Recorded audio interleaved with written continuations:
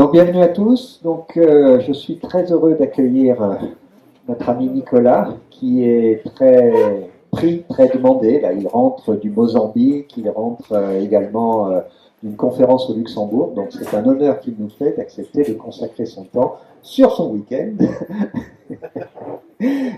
pour nous parler de communication animale. Alors on a tous ici, on est nombreux à avoir des jardins, et dans nos jardins, on contemple la couleur de nos roses, on hume le parfum, on touche les feuilles, et on se pique parfois, mais il y a un sens qui est important aussi pour percevoir le jardin et ce qu'on appelle l'environnement, c'est l'ouïe.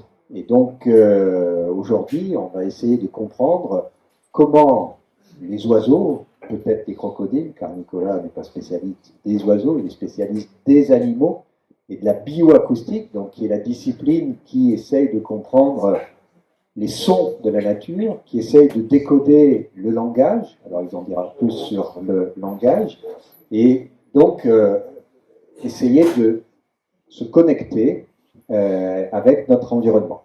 Donc Nicolas est professeur à l'université de Saint-Étienne, c'est un Stéphanois. Il est membre de tout un tas d'organisations prestigieuses, je l'ai noté, l'école pratique des hautes études de l'université Paris Sciences Lettres, membre senior.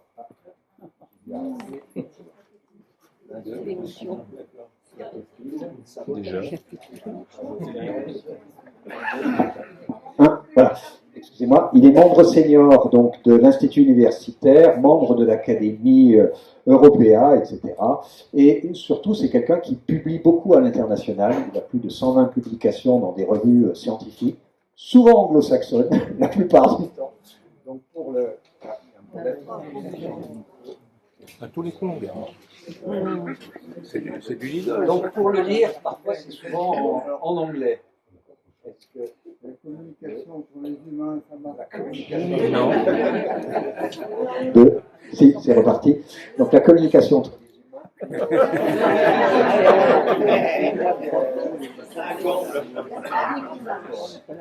Je vais essayer de faire porter ma voix. Donc, outre ces communications scientifiques, vous aurez l'occasion de découvrir ces ouvrages. Donc pendant le confinement, c'est ça, pendant le confinement, Nicolas avait du temps, il était bloqué, il ne pouvait pas partir en Afrique, il ne pouvait pas partir en Amérique, il ne pouvait partir nulle part. Donc il a rédigé cet ouvrage qui s'appelle « Les animaux parlent, sachons les écouter ». Et cet ouvrage a été un succès de librairie. Là, il n'y a pas la version anglaise, mais il existe une version anglo-saxonne qui a été primée par des prix scientifiques de renommée. Il est sorti maintenant en livre de poche, et il existe également une version plus facile d'accès pour les juniors, avec des dessins, des photos magnifiques qui sont contactés ici. Donc, je laisse la parole à Nicolas, et encore une fois, je le remercie pour nous consacrer son temps. Merci François.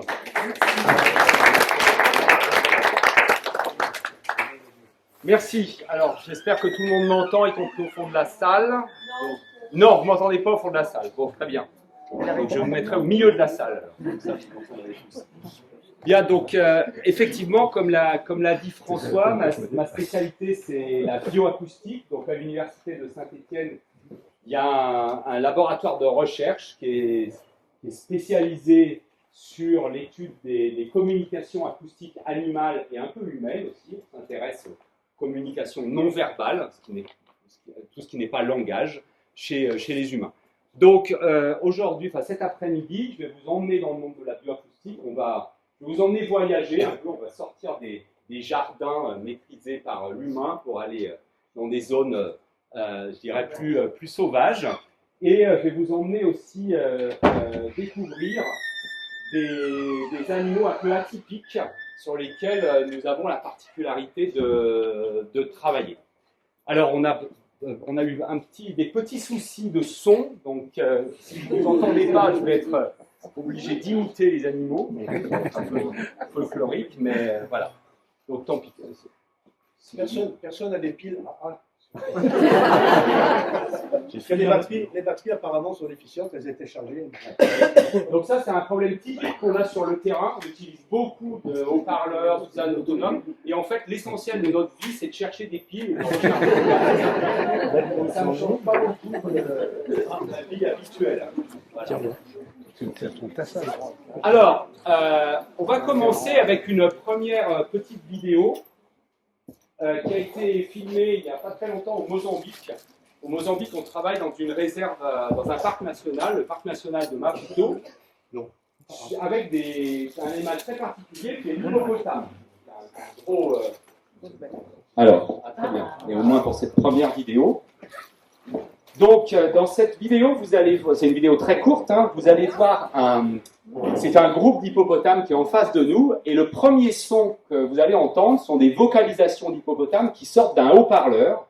Et en fait, c'est une technique très couramment employée en bioacoustique. On va poser des questions à l'animal, on leur fait écouter des voix d'hippopotames qu'on a enregistrées sur un lac à quelques kilomètres de là.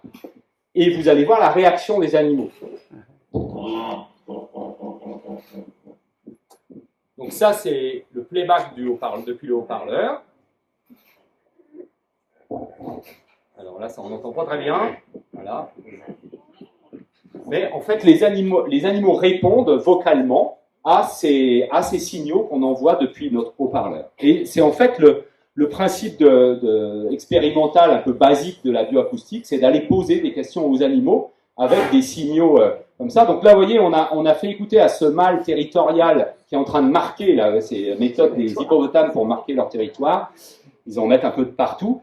On lui a fait écouter la voix d'un autre mâle enregistré sur un autre lac, donc il n'est pas du tout content d'entendre un congénère qui vient chez lui. Et il est sorti pour le trouver et pour l'agresser. Donc évidemment, il a trouvé qu'un haut-parleur, donc il est un peu déçu. Et là, il va rentrer. Et en faisant écouter à ces hippopotames la voix d'étrangers, la voix d'un voisin, donc qui est sur un autre groupe, mais du même lac, ou la voix d'un individu de son propre groupe, on a montré que les hippopotames se reconnaissent par la voix. Voilà. Donc, en fait, comme nous, on est capable d'identifier nos congénères par leur voix, les hippopotames le sont également. Et c'est ça le but de la bioacoustique, c'est comprendre comment les animaux communiquent par les sons. Comprendre les langages animaux, si vous voulez, en raccourci. Alors, les animaux qui communiquent par des sons, contrairement à l'impression qu'on peut en avoir, ils ne sont pas si nombreux que ça. Il y a quelques groupes spécialisés. Donc, chez les vertébrés, donc les mammifères, les oiseaux, les grenouilles et même les crocodiles, comme je vous en parlais tout à l'heure, effectivement, là, ce sont des animaux qui sont équipés d'organes qui leur permettent de produire des vocalisations. Donc, les communications acoustiques sont répandues dans ce groupe-là. Mais dès qu'on s'écarte de ça, on trouve quelques groupes d'insectes, qui sont connus, les orthoptères, donc les grillons, les sauterelles, on a aussi les cigales, voilà. Mais finalement, la plupart des autres insectes sont assez silencieux et la plupart des autres invertébrés n'émettent pas de son. Pourquoi ? Parce que pour produire des sons, il faut être équipé d'un instrument de musique. Il faut être équipé de quelque chose qui permette soit de gratter des surfaces l'une contre l'autre, soit d'envoyer de l'air à travers un sifflet. Alors, ça demande une certaine adaptation anatomique. Évidemment, il faut aussi qu'on soit capable d'entendre les sons. Mais ça, c'est plus répandu dans le règne animal.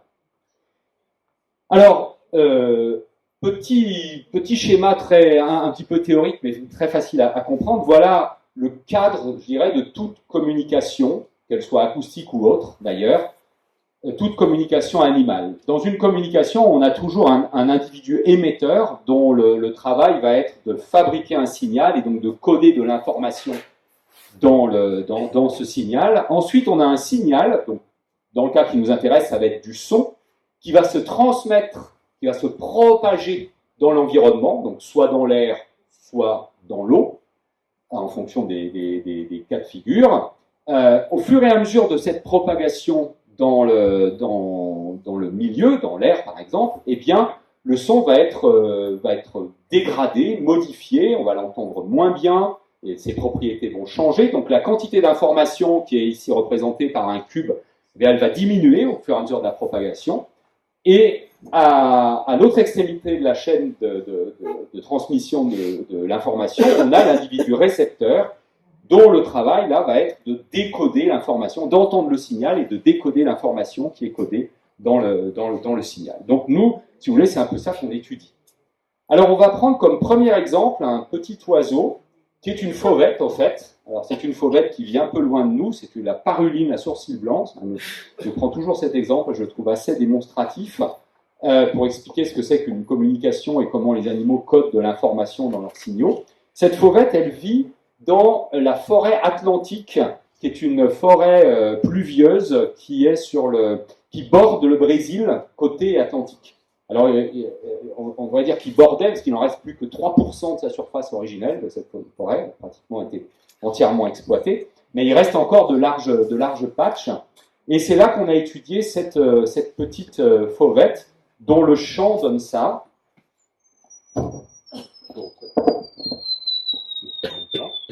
Donc, est-ce que vous entendez au fond, ou est-ce qu'il faut que j'imite la paruline à sourcils blancs? Non, c'est bon, vous l'entendez. Très bien. Donc, je vais quand même limiter un petit peu, mal. Comme vous voyez, ça, c'est une représentation graphique d'un signal sonore. Ça se lit comme une portée musicale. Ici, vous avez les fréquences. Plus vous êtes en haut, plus c'est aigu. Et ici, c'est le temps. Donc, ok, on part avec des notes très aiguës et on descend vers des notes beaucoup plus graves. Donc, c'est un chant d'oiseau typique, comme tous les oiseaux que vous entendez dans vos jardins. Hein, c'est une succession de notes séparées par des silences. Ce chant, il a la particularité d'être assez simple. Vous voyez, il est construit de manière assez simple, une succession de notes qui deviennent de plus en plus graves au cours du temps. Et ce qui est un peu embêtant, mais qui est assez classique chez nos oiseaux, c'est la même chose, hein, c'est que ces parulines défendent un territoire, les mâles défendent un territoire avec leur chant, qui fait à peu près une centaine de mètres de diamètre. Et quand vous réenregistrez ce chant à 100 mètres d'un oiseau en train de chanter, on obtient ça. C'est-à-dire presque plus rien, d'accord? Parce qu'évidemment, toute l'énergie des ondes sonores a été absorbée, s'est dispersée dans l'environnement, a été absorbée par la végétation. Et on observe que ce sont les fréquences aiguës qui souffrent le plus. Donc toute la première moitié du chant a complètement disparu. D'accord? C'est d'ailleurs un moyen dont se servent les oiseaux pour estimer la distance qui les sépare d'un congénère. Ça a été montré chez le merle, chez nous par exemple, qu'un merle est capable d'estimer la distance qui le sépare d'un autre merle en train de chanter en faisant attention à la dégradation de son signal. Plus les notes aiguës ont disparu, plus il sait que l'individu est loin. Voilà. Donc en fait, ils sont capables de se localiser par leur chant. Donc bref, nous on s'est dit, ok, après 100 mètres, il ne reste plus que ce petit tout final, là. Comment c'est possible? Parce que ce champ, il sert à la communication territoriale longue distance. Donc, quelles sont les informations qui sont codées dans ce champ et comment elles font pour résister ou pas à cette contrainte d'une propagation à travers la forêt? Alors, la première information qui est classiquement codée dans le champ d'un oiseau, c'est l'identité de l'espèce. Et nous le savons tous ici, il y a une différence entre le chant du rouge-gorge, de la fauvette à tête noire, du merle noir et de n'importe quel pouillot, fiti ou que sais-je. On est capable de les reconnaître, de les identifier par leur chant. C'est donc la preuve que l'information identité de l'espèce, je suis un merle, je suis un rouge-gorge, ou je suis une paruline à sourcils blancs, est codée dans le chant. C'est la première information qu'on trouve dans presque tous les signaux acoustiques animaux, c'est l'identité de l'espèce animale. Cette identité de l'espèce, on peut faire l'hypothèse raisonnable qu'elle est codée de la même manière dans tous les chants de tous les mâles parulines à sourcils blancs du monde. Donc nous, on n'a pas enregistré toutes les parulines à sourcils blancs de la forêt atlantique, mais on en a enregistré une trentaine, et on a vu que le point commun de tous ces chants, eh bien, c'est cette règle-là. C'est-à-dire que les notes descendent progressivement en devenant de plus en plus graves avec le temps. On a dit, très bien, l'analyse des signaux nous suggère que l'identité de l'espèce, c'est-à-dire l'information « je suis une paruline à sourcils blancs », est portée par cette caractéristique du chant. Maintenant, pour le prouver, que faut-il faire? Il faut poser la question à l'animal. Pour ça, on a l'outil du playback dont je vous ai déjà parlé, et on a un deuxième outil qui est associé, qui est qu'on peut modifier ce chant avec l'ordinateur. Donc c'est ce qu'on a fait, et le premier signal qu'on a testé, on s'est dit, bon, si vraiment cette règle-là, je pars d'une note aiguë et je descends progressivement vers une note grave, si c'est cette règle qui code « je suis une paroline à sourcil blanc », eh bien on va la casser, cette règle, en mélangeant les notes. Et ça donne quelque chose comme ça.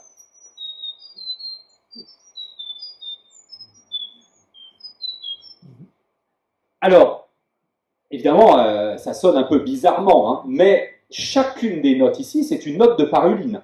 C'est juste un chant de paruline dont on a bouleversé l'ordre des notes. Quand on met un haut-parleur au milieu d'une territoire d'une paruline et qu'on lui fait écouter le chant d'un autre individu qu'on a enregistré à quelques kilomètres de là, elle attaque le haut-parleur, elle fonce dessus, elle chante autour, etc.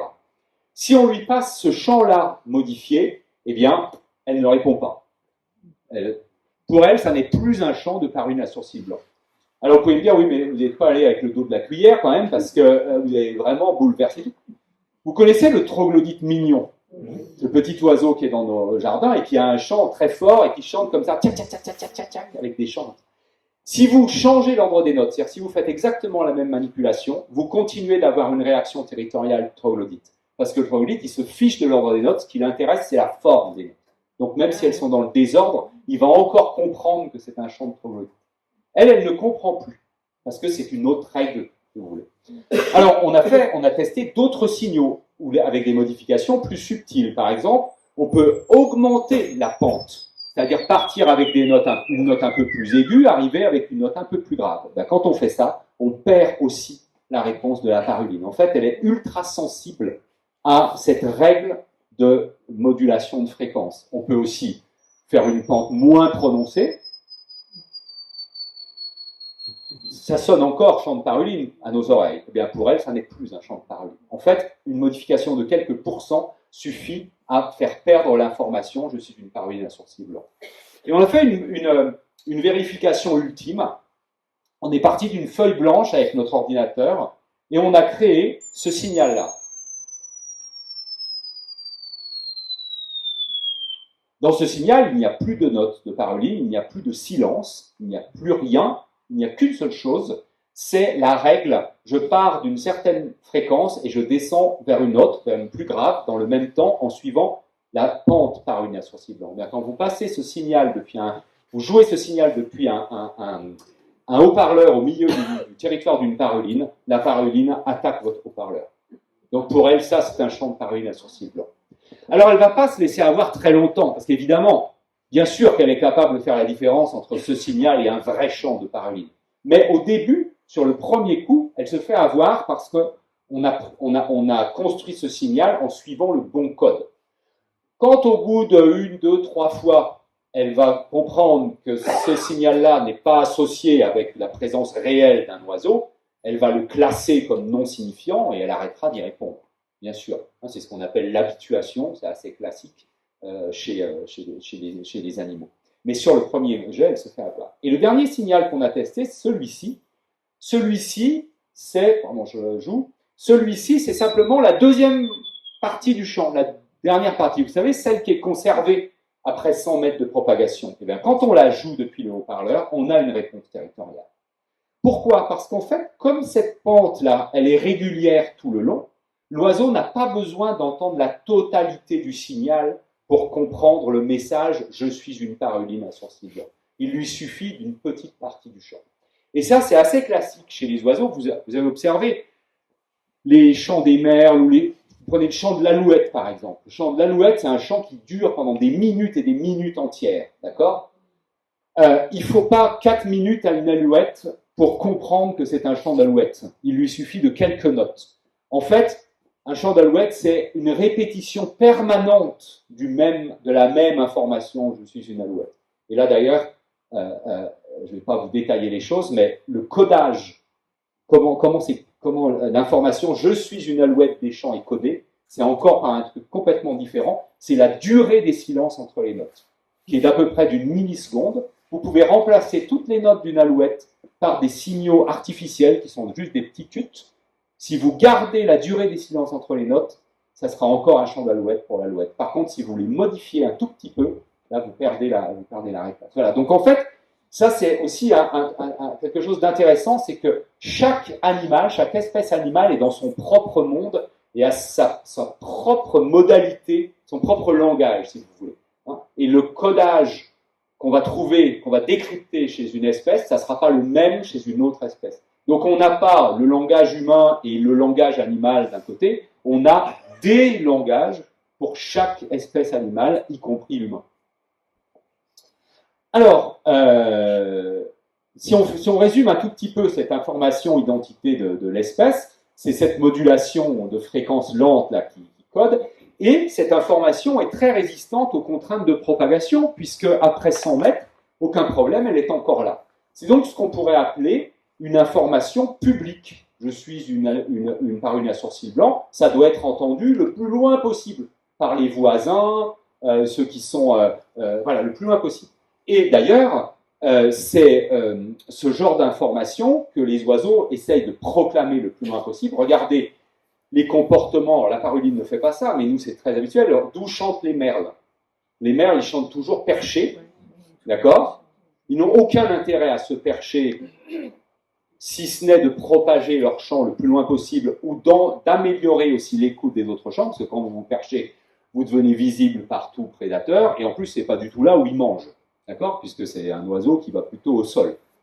Et donc, il s'expose ainsi parce que ça lui permet d'augmenter ce qu'on appelle l'espace actif de son signal, et d'entendre mieux aussi.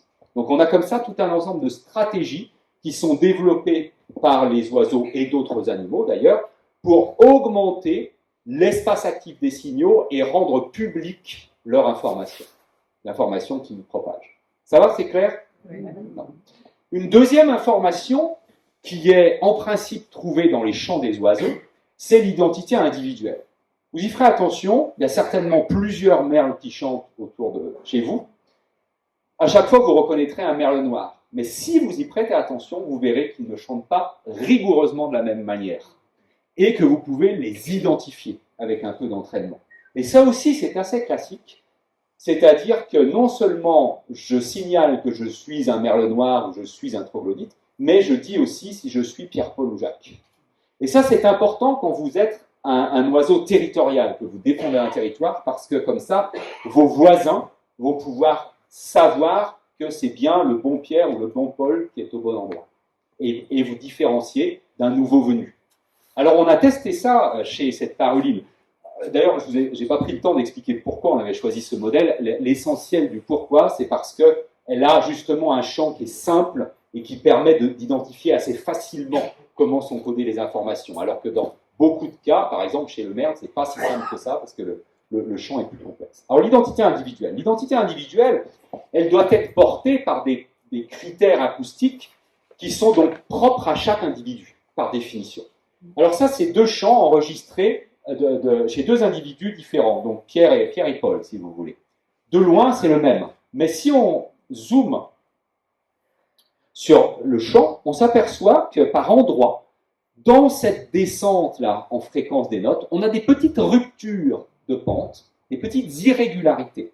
Et ce qui est remarquable, c'est que quand on enregistre 20 fois Pierre, on aura 20 fois la même petite irrégularité au même endroit. Et pareil chez Paul, mais elle sera un peu différente. Alors encore une fois, ça c'est l'analyse des signaux qui vous dit ça, qui vous dit, ah ben oui, en regardant le chant ou en écoutant le chant, on peut faire la différence entre Pierre, Paul ou Jacques. Mais est-ce que les oiseaux s'en servent? Pour le savoir, il faut leur poser la question. Alors là, la manip est un petit peu plus compliquée, il faut mettre un haut-parleur à la frontière entre deux territoires. On va faire écouter à Pierre le chant de Paul, son voisin, donc il faut que Paul soit pas trop près, là, au niveau de l'expérience. Et si on émet depuis la frontière du territoire, Pierre ne devrait pas trop réagir, parce que les voisins, ils passent pas leur temps à s'attaquer, d'accord? Une fois qu'ils ont entendu, en calculant la distance, là, que le voisin était bien sur son territoire, il n'y a pas de problème. Donc vous faites cette manip, et effectivement, quand on joue le chant de Paul à Pierre, bah, Pierre réagit à peine. Mais, et j'ai pris volontairement l'exemple d'un oiseau un peu bizarre, là, vous voyez, parce qu'il a vraiment une grosse irrégularité là, dans sa descente en fréquence. Maintenant, vous prenez ce signal avec votre ordinateur et on bouge, on prend ces deux notes là et on les remonte artificiellement, ce qui fait qu'on décale un petit peu l'irrégularité dans la pente. Vous me suivez? On décale un petit peu. Et c'est la seule modification qu'on fait au chant. Tout le reste, on n'y touche pas. Eh bien, quand on joue ce signal modifié depuis le haut-parleur en bordure du territoire de Pierre, Pierre attaque le haut-parleur, comme si c'était un chant d'un oiseau qu'il n'avait jamais entendu. Donc pour lui, ça n'est plus Paul qui chante, c'est un nouveau, mais là, il y a danger, il faut que j'arrive. Donc vous avez touché au code, vous avez changé l'identité de l'individu.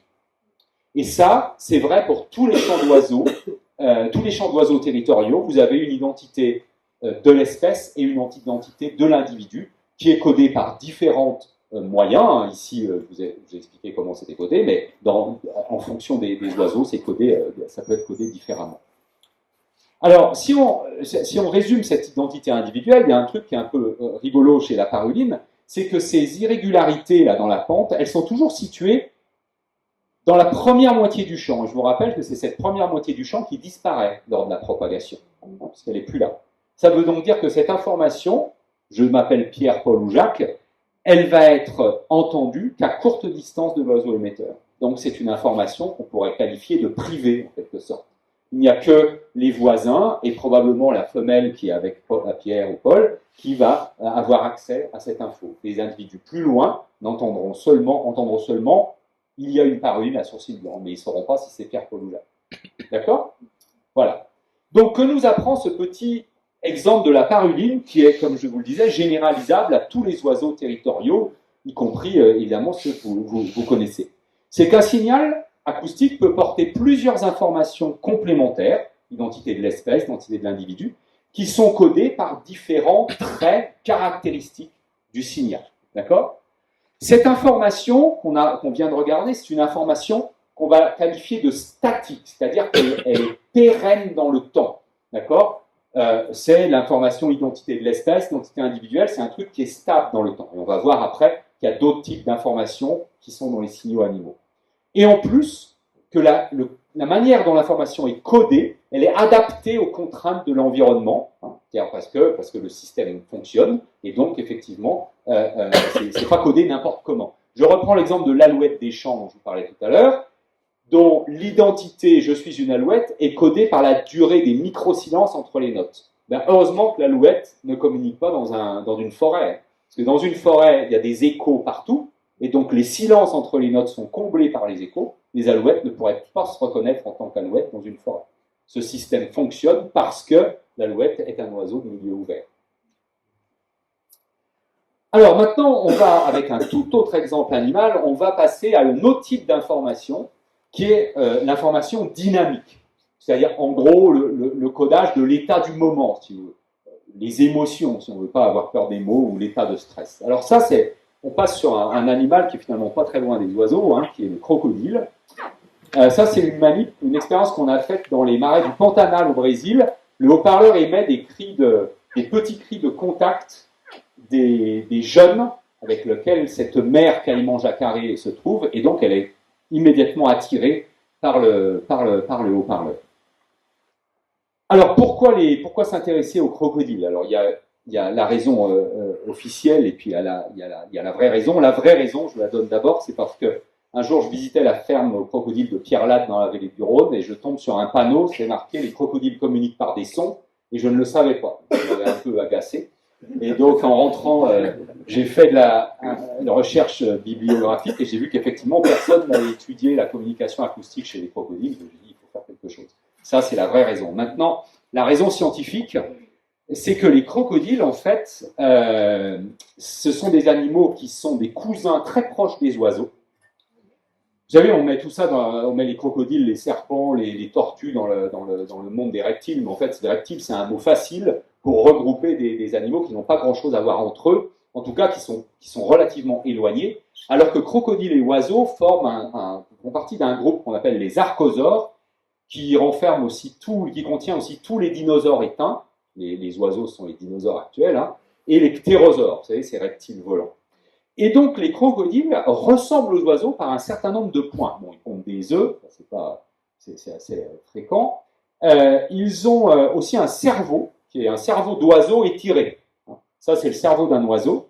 Et ça, c'est le cerveau d'un crocodile. Vous avez juste un peu à tirer dessus et c'est la même chose. Alors que le cerveau des oiseaux est construit de manière assez différente du cerveau des mammifères. Je ne vais pas rentrer dans les détails, mais voilà.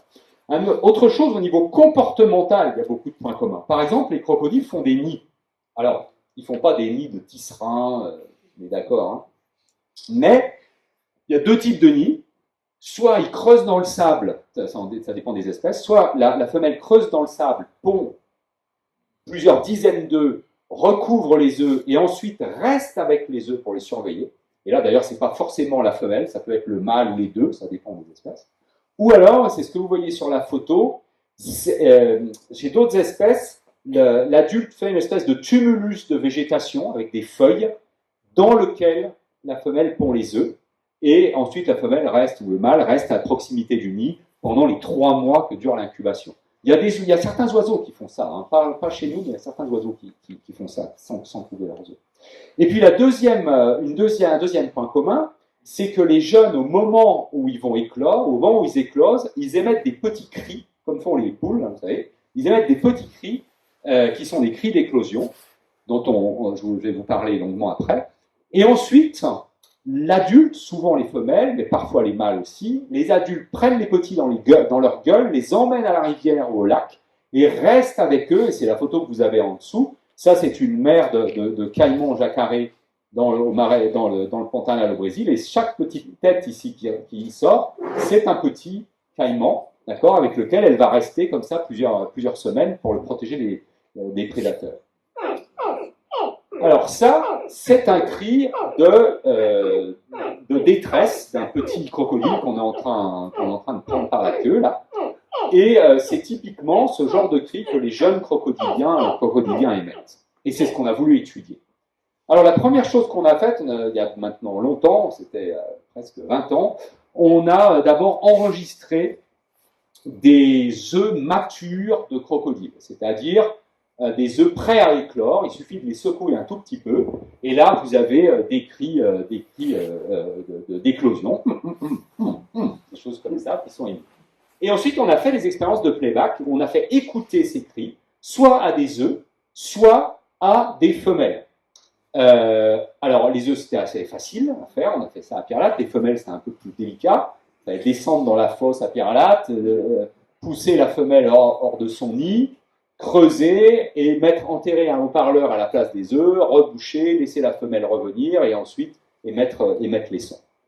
Alors voilà le genre de comportement qu'on a. Donc vous avez deux expériences en une. Ici un œuf en train d'éclore suit parce qu'il entend des cris d'éclosion là que vous êtes en train d'entendre. Et ici la femelle qui creuse parce que le haut-parleur qui est 50 cm sous elle est aussi en train d'émettre les cris d'éclosion. Voilà.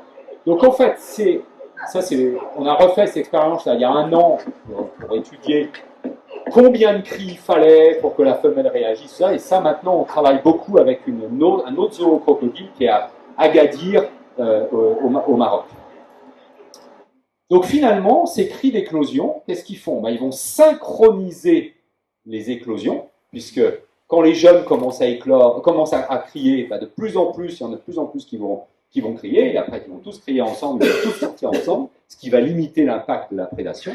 Et ça sert aussi à induire le comportement de l'adulte qui va aider les jeunes à sortir de l'œuf. Alors, pour comprendre ensuite, pour étudier ce qui vient après, c'est-à-dire quand les parents sont avec les jeunes dans la rivière, là, c'est pas possible de le faire en parc zoologique, parce qu'en parc zoologique, la concentration, la densité des adultes est beaucoup trop importante, et ils cannibalisent les jeunes, donc il fallait aller dans la nature. On est allé sur cette rivière qui est la rivière Rupununi, là, qui est au Guyana, donc l'ancienne Guyane britannique en Amérique du Sud. On est allé travailler avec Peter Taylor, là, qui était un spécialiste du caïman noir, qui est l'espèce de caïman de crocodilien avec laquelle on a travaillé, et puis Amélie Verne, une de mes anciennes étudiantes. Ce qui était assez intéressant à cet endroit-là, c'est que le long de la rivière Rupununi, on avait des familles de caïmans. Une famille de caïmans, c'est une femelle avec ses jeunes, tous les kilomètres à peu près. Donc on pouvait tester les animaux de manière indépendante. Alors voilà, ça c'est au Venezuela, c'est pas... Mais c'est comment on enregistre les jeunes. Voilà, alors vous voyez, je vais vous repasser la vidéo, j'ai pas eu le temps de bien vous l'expliquer. Donc on est en train d'enregistrer un jeune pour avoir des cris de détresse. Et ça, c'était avec le caïman jacaré au Venezuela. Et regardez la réaction d'une femelle qui est pas loin d'ici.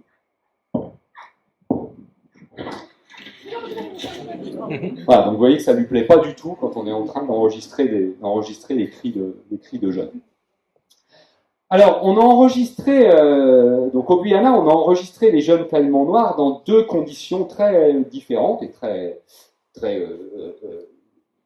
assez simples hein, finalement. On a d'abord enregistré, on posait un micro avec un enregistreur à côté d'un groupe de jeunes. Les jeunes sont près de la berge ou sur la berge. Et on les laissait tranquilles. Et on revenait 2-3 heures après. Et en fait, les jeunes n'arrêtent pas de faire des petits cris de contact tout le temps. Quand ils sont comme ça en groupe. Donc on a appelé ça des cris de contact. Voilà. Ça donne ça. Alors c'est des choses comme ça. Et puis on a enregistré les jeunes dans une autre condition, comme vous l'avez vu dans le film d'avant, où on prend les jeunes par la queue, on mime une sorte d'attaque de prédateur un peu sympa, hein, parce qu'on leur fait quand même pas mal, mais on les stresse. Et là, ils émettent un autre cri, qui est un cri de détresse, donc qui est ce cri, un truc comme ça, qui est en fait un peu le même genre de vocalisation, mais avec un peu plus d'énergie dans les aigus, et puis plus prononcé en modulation. Chose comme ça. Voilà, donc déjà, ces petits crocodiles, on voit qu'ils sont capables de coder l'information niveau de stress hein, dans leur cri. Est-ce que cette information, elle est perçue par les individus? Pour ça, on met un haut-parleur à côté du groupe de jeunes, à une dizaine de mètres du groupe de jeunes, et là, on joue soit des cris de contact, soit des cris de détresse. Et les résultats sont résumés dans ce tableau. Quand on joue des cris de contact, les petits sont attirés par le haut-parleur et ils viennent entourer le haut-parleur. Donc c'est clairement un cri de cohésion des jeunes. Par contre, la femelle qui est au milieu de la rivière, elle ne bouge pas. C'est assez logique, hein, puisque les jeunes passent leur vie à émettre des petits cris de contact. Donc pour la femelle, tout est normal. Par contre, quand on émet les cris de détresse, les jeunes s'immobilisent et la femelle fonce sur le haut-parleur en faisant ce genre de vocalisation. Voilà. Donc elle vient clairement les défendre. Donc finalement, sur ce système très simple, hein, c'est une communication qui n'est pas très compliquée hein, entre les mères et les jeunes chez les crocodiliens, on a ce qu'on appelle un répertoire vocal, puisqu'on a plusieurs types de signaux, qui est gradé ici, parce qu'on peut passer du cri de contact au cri de détresse de manière continue. Parfois, chez les animaux, on peut avoir des répertoires qu'on appelle discrets, hein, avec des cris différents. Par exemple, chez des oiseaux, on peut avoir un répertoire de cris qui sont différents les uns les autres. Et vous voyez qu'ici, on a un autre type d'information. On a parlé d'information statique tout à l'heure, en termes d'identité. Là, on a une information qui est dynamique, puisqu'elle va coder l'état de stress, en fait, du jeune. Ça va, c'est clair? Bien. Alors, question suivante, comment ces informations statiques d'identité et dynamiques, plutôt de niveau d'émotion ou de stress, se combinent-elles? Parce qu'on n'a pas des signaux pour l'un et des signaux pour l'autre, d'accord? On a des signaux dans lesquels ça se combine.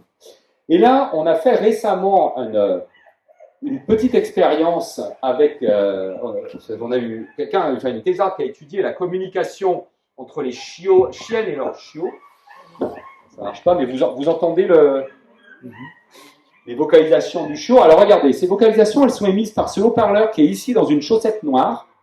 Donc c'est pas du tout un petit, d'accord? Et regardez le comportement de la chienne.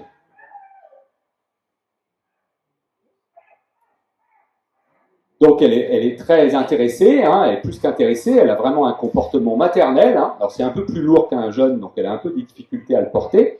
Et en fait, ce qu'on a montré dans cette étude, c'est que dans les vocalisations des chiots, on a tout un tas d'informations. On a des informations statiques, c'est-à-dire que la chienne sait si ce chiot est le sien.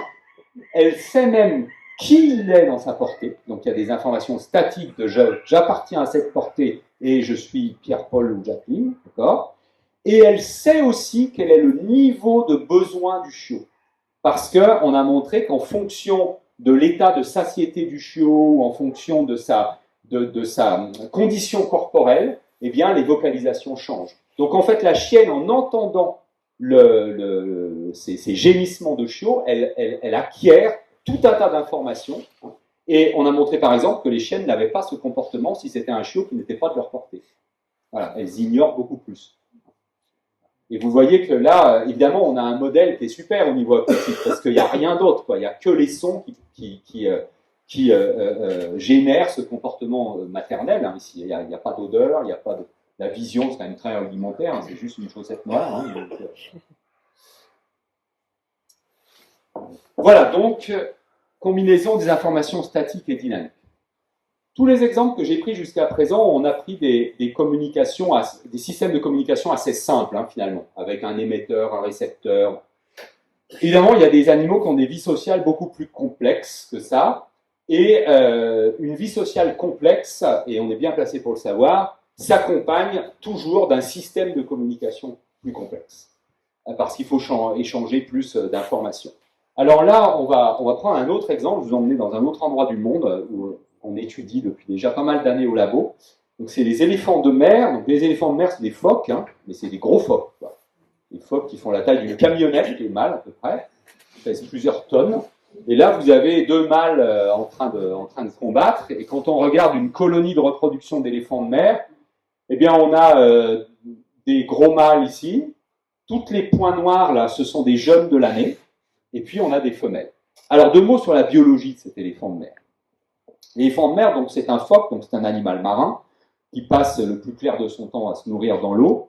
Ces éléphants de mer, dits éléphants de mer du Nord d'ailleurs, vivent dans le Pacifique et ils passent le plus clair de leur temps au sud de l'Alaska à se nourrir là dans cette zone du Pacifique. Et puis, aux alentours du mois de novembre et maintenant, enfin ça fait une quinzaine de jours que ça a démarré, il y a des individus qui descendent pour se mettre sur des colonies de reproduction le long des côtes californiennes, à partir de San Francisco à peu près, jusqu'aux côtes mexicaines. Et là, ils établissent des colonies de reproduction où les femelles vont mettre bas, et ensuite il y aura des accouplements, et puis après ils repartent. Donc ils arrivent à peu près au mois de novembre. Le pic des naissances, c'est facile à se rappeler, c'est le jour de Noël. Et le pic des accouplements, c'est aussi facile à se rappeler, c'est le jour de la Saint-Valentin. Voilà, c'est 2 points de repère. Je suis certain que vous vous rappellerez de ces 2 points de biologie de l'éléphant de mer. Pendant tout ce temps, donc plusieurs mois, les animaux ne boivent pas, ne se nourrissent pas, et ils perdent jusqu'à 30% de leur poids pour les mâles. Donc c'est vraiment des conditions un peu extrêmes. Et les mâles établissent des hiérarchies de dominance, parce qu'ils sont là clairement pour avoir accès aux femelles, comme on dit vulgairement en biologie.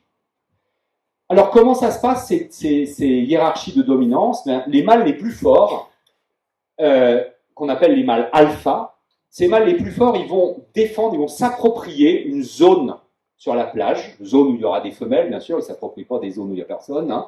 Donc, ils s'approprient des zones où il y a des femelles et ils ne tolèrent aucun autre mâle dessus. Une espèce de disque comme ça, où ils vont chasser les autres mâles. Ensuite, on a les mâles dits bêta, qui sont des mâles adultes qui ont aussi accès à la reproduction, mais qui ne défendent pas de zone, simplement ils sont attentifs au comportement de l'alpha. Dès que l'alpha est occupé quelque part, hop, ils vont chercher aventure un peu plus loin. Voilà, et il y a une hiérarchie dans les bêtas, c'est-à-dire qu'on a vraiment le bêta, ensuite il y a chaque mâle bêta, il y en a qui sont plus forts que lui et d'autres qui sont moins forts que lui. D'accord ? Et puis enfin, on a des jeunes mâles qu'on appelle les mâles périphériques, dont on reparlera à la fin, qui sont des mâles qui n'ont aucune chance d'avoir accès aux femelles, mais ils viennent quand même ici, on ne sait pas bien pourquoi, parce que ça leur coûte quand même de l'énergie. L'hypothèse, je pense, la plus raisonnable, c'est, si ça leur sert à quelque chose, voilà, ça peut être sur un, il y a beaucoup de choses qui se font sur un malentendu dans la nature, vous savez, c'est pas parfait, la nature, ça peut être inventé par un ingénieur, hein, donc... mais elles ont peut-être quand même un petit intérêt parce que comme les mâles et les femelles d'ailleurs reviennent tous les ans au même endroit, ils acquièrent probablement petit à petit une connaissance du réseau social, savoir qui est qui, comment il faut se comporter, etc. Voilà, c'est un peu ce qu'on pense, ça n'a pas été démontré, mais c'est un peu ce qu'on pense. Alors, quand on est arrivé pour la première fois sur cette plage là avec ma collègue Isabelle Charrier, on s'est dit bon. Comment ça se passe? On observe les choses et on voit que les mâles interagissent entre eux Qu'est-ce que ça veut dire? Vous avez deux mâles qui arrivent, d'accord, l'un contre l'autre, l'un en face de l'autre, et puis tout d'un coup, il y en a un qui se dresse, il fait son signal sonore, clac, clac, clac, clac, clac, et l'autre, il s'arrête et il fait demi-tour. Et il n'y a pas de combat physique. Les combats de physique comme ceux de la première diapositive, là, sont très rares, en fait. La plupart des temps, tout se résout par l'acoustique, pratique, et surtout moins dangereux, parce qu'ils ont des canines qui sont grandes comme ça, donc si ils se battaient à chaque fois, il y aurait beaucoup de problèmes. Donc j'ai dit, ok, ça veut dire que l'acoustique résout beaucoup de choses. Maintenant, qu'est-ce qui est codé dans leur signal? Première hypothèse, c'est la force de l'individu. Par exemple, imaginons que ce soit les plus gros qui gagnent toujours, la voix des plus gros est plus grave, peut-être que c'est important. Donc on a fait des tests et on a montré que pas du tout. On peut avoir des alphas qui sont plus petits, mais ils sont simplement plus nerveux et plus agressifs que d'autres éléphants plus gros. Donc on peut avoir des voix un peu moins graves et pourtant être le vainqueur. Donc en fait, après avoir analysé pas mal de choses, on a vu que c'était l'information statique là qui était importante. C'est-à-dire qu'en fait, chaque éléphant a sa propre voix. Alors c'est ce qu'on voit ici. Là, on a 3 éléphants et vous voyez ces spectrogrammes. Donc celui-ci, il a des claques assez éloignées. Clac, clac, clac. Comme ça, une fois par seconde à peu près. Celui-ci, c'est beaucoup plus rapide. Clac, clac, clac, clac, clac, clac, etc. Donc le rythme est extrêmement important. Et puis bon, il y en a qui font des choses un peu plus compliquées. Clac, clac, clac, clac, clac, clac. Chacun a sa manière de faire ces clac, clac. Et les 2 enregistrements, là, vous avez 2 enregistrements par individu. Ils ont été pris à 1 an d'intervalle. Je vous ai dit qu'ils revenaient tous les ans. Et donc, vous voyez qu'il y a une stabilité incroyable. C'est-à-dire que la voix reste stable. C'est comme chez nous. Vous entendez quelqu'un aujourd'hui, dans 2 ans, vous êtes encore capable de le reconnaître, sauf problème. Les voix sont très stables parce qu'elles sont liées en fait aux contraintes anatomiques et morphologiques de chaque individu. Bon, il fallait savoir ensuite si les individus effectivement se reconnaissent entre eux. Et pour ça, on a fait, je vais passer là-dessus, on a fait des expériences de playback. En voilà une. Donc à gauche, vous avez un gros mâle, d'accord, et à droite, un haut-parleur ici qui va émettre le cri d'un individu contre lequel il a perdu un combat. Parce qu'on l'a observé, ce qu'on observe ces mâles pendant des semaines avant de faire les expériences. Donc vous voyez sa réaction. Pensez, ayez présent à l'esprit que cet individu ne boit pas, ne mange pas, perd 30% de son poids, autrement dit, il est là pour faire des économies d'énergie. Donc s'il part comme ça aussi vite et aussi loin, c'est clairement qu'il a peur, vraiment. Parce que sinon, il ne ferait pas ça. Donc il a vraiment la trouille et uniquement de la voix, parce qu'il n'y a rien d'autre derrière, il n'y a pas d'autre individuel. Et vous voyez qu'il va loin. Deuxième vidéo, le même individu. Mais cette fois, donc il est là, le même individu, le haut-parleur est ici, mais cette fois-ci, on va lui faire écouter la voix d'un individu contre lequel il a gagné. On sait qu'il est plus fort. Alors, vous allez voir, au début, il ne se passe pas grand-chose, parce que clairement, ça ne lui fait pas peur, là. Donc c'est un peu long. J'ai vu cette vidéo des dizaines de fois, et à chaque fois, je me demande s'il va finir par réagir. Donc oui, il va finir par réagir, parce que ça va quand même l'agacer d'avoir machin qui lui crie sous le nez. Là. Donc il se lève, il crie lui-même, et il avance sur le haut-parleur. Et là, on a droit à une expérience gratuite. Vous voyez derrière, là-bas, il y a un autre mâle. Cet autre mâle va entendre celui-ci qui réagit au haut-parleur. Le petit problème, c'est que celui-ci, là, il est plus fort que celui-là. Et vous allez voir ce qui se passe. Donc il crie, on ne l'entend pas, mais on le voit à la posture, il est en train de crier là. Et lui il se dit, oula, j'ai fait une erreur, et il fait demi-tour. Donc cette vidéo démontre très clairement comment l'acoustique permet à ces animaux de gérer, de naviguer, en fait, dans leur système social sur la plage, en évitant au mieux les ennuis. Vous voyez ? Voilà. Alors, on a fait, bien sûr, je ne vais pas rentrer dans tous les détails, on a fait énormément d'expériences avec ces éléphants de mer et on a montré que dès qu'on modifie de quelques pourcents le rythme des cris, là, les clac, clac, clac, eh bien, on change l'identité de l'individu et on perd nos réponses. Il suffit de les modifier un tout petit peu. Un autre truc intéressant, vous vous rappelez de ces mâles périphériques, là, de ces jeunes mâles périphériques. On a commencé quand même un petit peu de se pencher sur leur cas. Et on a suivi pendant des semaines les interactions entre les mâles. Et ce que vous avez ici, c'est un petit réseau d'interactions. Chaque point, c'est un individu. Et les traits qui relient les points, ça veut dire que les deux individus ont interagi entre eux. Et vous voyez que ce système, il est assez simple. Finalement, les individus n'interagissent pas tant que ça. Et en dessous, vous avez un espace acoustique, pour faire court. Chaque ellipse regroupe les cris d'un seul individu. Et vous voyez qu'à part un jeune mâle ici qui avait une voix un peu bizarre, tous les autres, ils sont tous mélangés. Autrement dit, pour les jeunes mâles, il n'y a pas d'information quant à leur identité individuelle dans leur voix. Autrement dit, vous ne pouvez pas identifier Pierre, Paul ou Jacques en écoutant la voix d'un jeune mâle, parce qu'elles sont trop variables en fait, elles n'arrêtent pas de changer dans le temps. Maintenant, si on regarde à l'âge adulte, voilà le réseau d'interaction de mâle adulte. Donc on comprend tout de suite que c'est beaucoup plus compliqué. Tout le monde interagit avec tout le monde. Et ici, le même espace acoustique, et là on voit que les individus sont bien séparés les uns des autres. Donc en fait, il y a une corrélation, si vous voulez, entre la complexité des interactions sociales entre les mâles et le fait que leur signature, leur voix soit bien stabilisée. Ça va ? Bien. Alors maintenant, je veux vous emmener dans un autre monde, celui des signaux inaudibles. Nous, humains, comme tous les autres animaux, nous avons des organes d'essence. Et en fait, nos organes d'essence, ce sont des fenêtres qui sont ouvertes sur le milieu extérieur, mais ce sont surtout des filtres. Nous n'avons pas accès à tous les signaux qui nous entourent. Et l'audition en est un exemple excellent, hein, mais vous connaissez la vision. Par exemple, vous savez que les abeilles voient dans l'ultraviolet, comme beaucoup d'insectes. Nous ne sommes pas capables, c'est d'ailleurs pour ça qu'on l'appelle l'ultraviolet. Et bien dans les sons, c'est pareil. On a les sons, on a les infrasons et les ultrasons. Du point de vue de la physique, il n'y a aucune différence entre tous ces sons-là. Ce sont des sons, c'est-à-dire des vibrations, des changements de pression qui se propagent dans l'espace, enfin dans l'air. Ça ne se propage justement pas dans l'espace, parce que ça ne se propage pas dans le vide. Pourquoi on appelle ça infrason et ultrason ? Tout simplement parce que nous n'y avons pas accès. C'est-à-dire que notre oreille et notre système nerveux a accès au son depuis quelques dizaines de hertz, on va dire, pour être sympa, jusqu'à 20 000 hertz. Et encore dans cette salle, je pense qu'il y a plus grand monde qui entend jusqu'à 20 000 hertz. Un vidéo sur le devant. Faites vos jeux. Bon.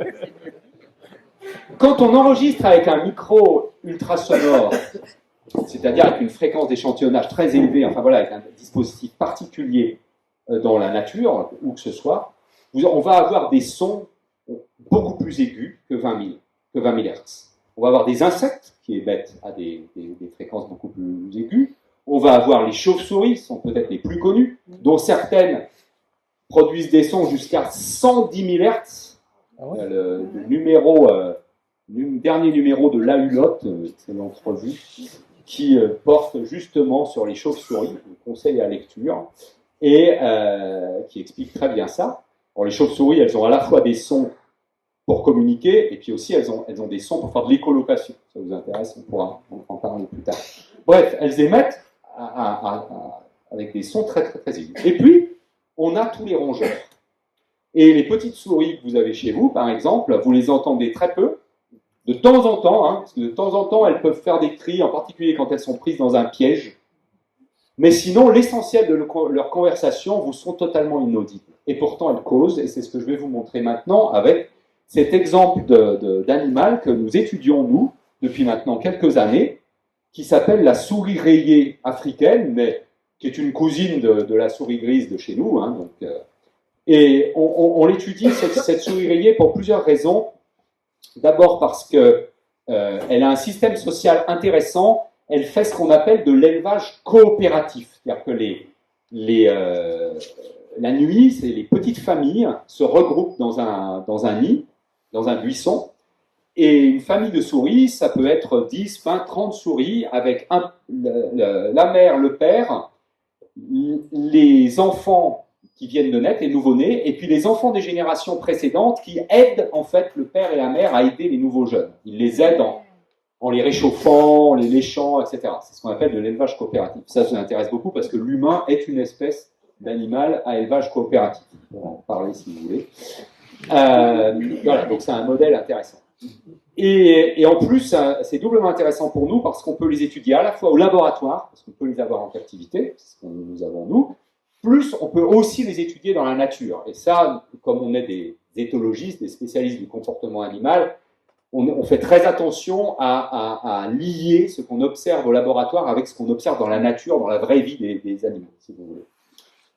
Voilà, alors voilà le milieu de vie de cette souris. Elle vit en Afrique australe, en Afrique du Sud, mais pas que, et elle vit dans des environnements semi-désertiques. Ici, c'est dans le désert du Karoo, qui est au nord-ouest de l'Afrique du Sud, à quelques centaines de kilomètres de la frontière namibienne. Et vous voyez, typiquement ici, c'est un territoire de souris rayées. Le gros buisson au milieu, c'est là où il y a un nid. Et puis la journée, les souris partent du nid, quittent le nid, chacune pour son individuellement, hein, et elles vont se nourrir dans les buissons autour, qu'elles défendent vis-à-vis des autres familles qui sont autour. Hein. C'est chacun chez soi. Alors, je vais juste je vais commencer par vous montrer ça. Ça, c'est 2 souris en cage chez nous. On les a enregistrées. Et en dessous, vous allez voir dans cette vidéo, c'est un petit spectrogramme. Donc, comme vous avez maintenant l'habitude, hein, vous allez voir le son défiler. Et dans cette première version de la vidéo, j'ai mis mon étudiant Léo Perrier, là, vous a préparé ça. Et il a mis les sons visibles que de 0 à 20 000 Hz. Donc, dans à peu près l'audition humaine, si vous voulez. Et qu'est-ce qu'on entend? À peu près rien, à part quelques petits bruits de cage. Et quand on regarde le spectrogramme, on voit qu'il n'y a rien du tout. D'accord? Tous ces petits zigouigouis, c'est juste quand elle gratte sur les barreaux, des choses comme ça. Et puis dans cette deuxième version de la vidéo, donc c'est la même vidéo, d'accord? Là, je vais être obligé d'imiter parce que vous n'allez rien entendre. Mais ici, on met les sons de 0 à 100 000. Donc 100 000 Hz, impossible à entendre pour nous, évidemment. Donc, artificiellement, par ordinateur, ce qu'on a fait, c'est qu'on a abaissé la fréquence des sons. C'est-à-dire qu'on les a rendus plus graves que normal. D'accord? Donc, vous allez les percevoir. Et vous allez regarder le spectrogramme et tous ces petits zigouigouis que vous voyez là, les uns après les autres, ça, ce sont les notes de la souris. Donc, ça fait quelque chose comme ça.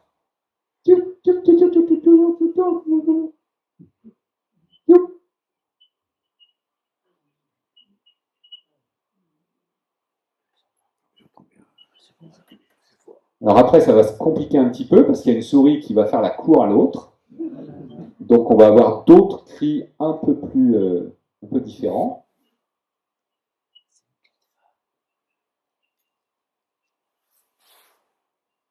Voilà, ils arrivent, là, on les voit, ils sont noirs, vous voyez. Ça fait des cris comme ça. Donc en fait, c'est assez semblable à des chants d'oiseaux, sauf qu'au lieu qu'ils soient un chant d'oiseau, c'est 6, 7, 8 000 Hz, hein, d'accord? Donc c'est pour ça qu'on les entend très bien. Chez la souris, c'est beaucoup plus élevé. Voilà, là, il y a des signaux de parade. Et en plus, c'est très rapide. D'ailleurs, là, il y a des tentatives d'accouplement. Voilà. Donc en fait, ces 2 souris, elles causent en permanence. Si vous en enlevez une de la cage, que se passe-t-il? Eh bien, comme il y a plein d'abris, vous voyez, dans cette cage, la souris qui reste, elle va continuer de crier pendant 1 minute à peu près. Puis au bout d'1 minute, elle va s'apercevoir que personne ne lui répond et elle s'arrête. Donc c'est vraiment une conversation de souris qu'on a là. Alors là, c'est des exemples un peu zoomés de cris de souris. Là, on a abaissé, je vais vous en faire écouter, on a abaissé la fréquence pour les rendre audibles et en plus on les a ralentis, c'est-à-dire qu'ils sont émis de manière plus lente qu'en réalité.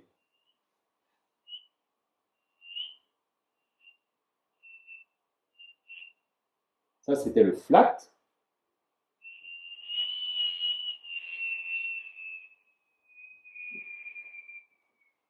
Voilà, ça c'était celui-ci. Et puis le dernier, là, le signal de tentative d'accouplement.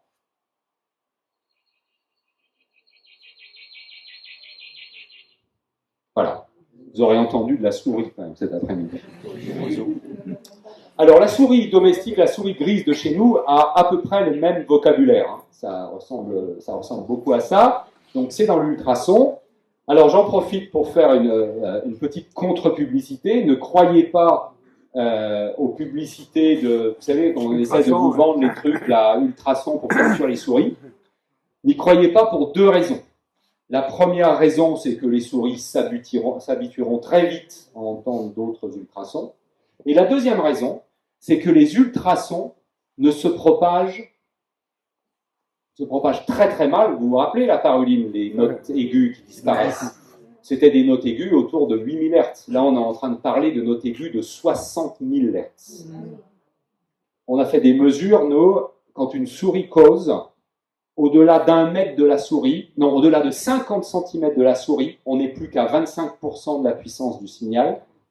2 mètres après la souris, on est à 0. Donc, quand vous mettez un effaroucheur à ultrasons dans votre cuisine, au fond d'un placard, la portée de vos ultrasons est à peu près de 15 cm. Quoi. Voilà. Donc, je pense que les souris rigolent et que la tapette a encore de beaux jours devant elle. Voilà.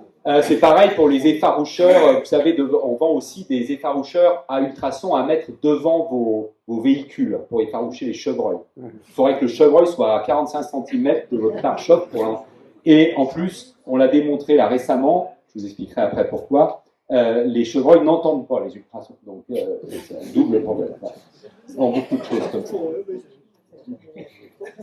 Voilà, alors on a montré différentes choses sur ces souris. C'est un projet qui est tout à fait en marche. On a montré que là aussi, il y a des signatures, hein, ce qui n'est pas très étonnant. C'est-à-dire que chaque famille a sa signature, il y a un accent parmi, en fait. Chaque individu hein, a sa signature aussi. Et alors les souris, elles prêtent à la fois attention à la forme des notes. Donc vous imaginez la capacité de résolution temporelle de leur système auditif, hein. C'est stupéfiant, hein. Ça va extrêmement vite. Et elles font aussi, et ça c'est la nouveauté de la semaine dernière, on a montré qu'elles faisaient très attention à la durée des silences entre les notes. Donc c'est un peu l'alouette chez les souris. Quoi. Voilà. Donc là il y a encore pas mal de choses à découvrir. Une autre chose que je vais vous montrer chez les souris, voilà une des choses qu'on fait sur le terrain. On a une chance inouïe avec cette souris, c'est de pouvoir faire des expériences de playback avec elle. Chez les rongeurs, c'est très compliqué. Pourquoi? Parce qu'un rongeur, en principe, c'est pas comme un oiseau, si vous voulez, ou comme un hippopotame, il n'est pas fixe, elle n'est jamais en train d'attendre que le temps passe sur un perchoir, d'accord? Une souris, elle court partout, voilà. Donc, vous savez jamais où il faut mettre votre haut-parleur. En plus, comme on est dans l'ultrason, ça veut dire que votre haut-parleur, si la souris, elle n'est pas à 1 mètre du haut-parleur, eh ben, elle n'entendra rien. C'est pas comme un oiseau qui est sur son territoire, vous mettez un haut-parleur, 100 mètres après, il va encore entendre votre signal. Mais là, on a énormément de chance parce qu'en fait, les familles passent la nuit dans leur nid et comme il fait froid dans le désert du Karoo, la nuit, le matin, elles sortent et elles restent pendant une demi-heure à peu près à se faire dorer la pilule au premier rayon du soleil. Et c'est extrêmement prédictible parce que vous savez quel est l'endroit exact où le rayon du soleil va taper. Donc, vous savez quand, vous savez l'heure à la minute près à laquelle les souris vont sortir et pendant combien de temps elles vont rester. Et donc, pendant 45 minutes, vous avez votre famille de souris qui est en train de causer ici et vous pouvez monter votre petit laboratoire sur le terrain. Donc ici, vous avez un haut-parleur à ultrasons, des micros, des enregistreurs à ultrasons, une caméra GoPro pour filmer la scène, une autre qui est suspendue au-dessus, etc. Et vous tirez les câbles et 10 mètres plus loin, vous installez une table avec une chaise et vous avez votre laboratoire dans la nature. Voilà. Et donc, par exemple, ici, c'est le playback d'un individu, de la voix d'un individu inconnu. Alors, la petite souris, elle est au milieu ici. On n'entendra pas le signal, mais quand il va y avoir un truc rouge, là, un point rouge qui va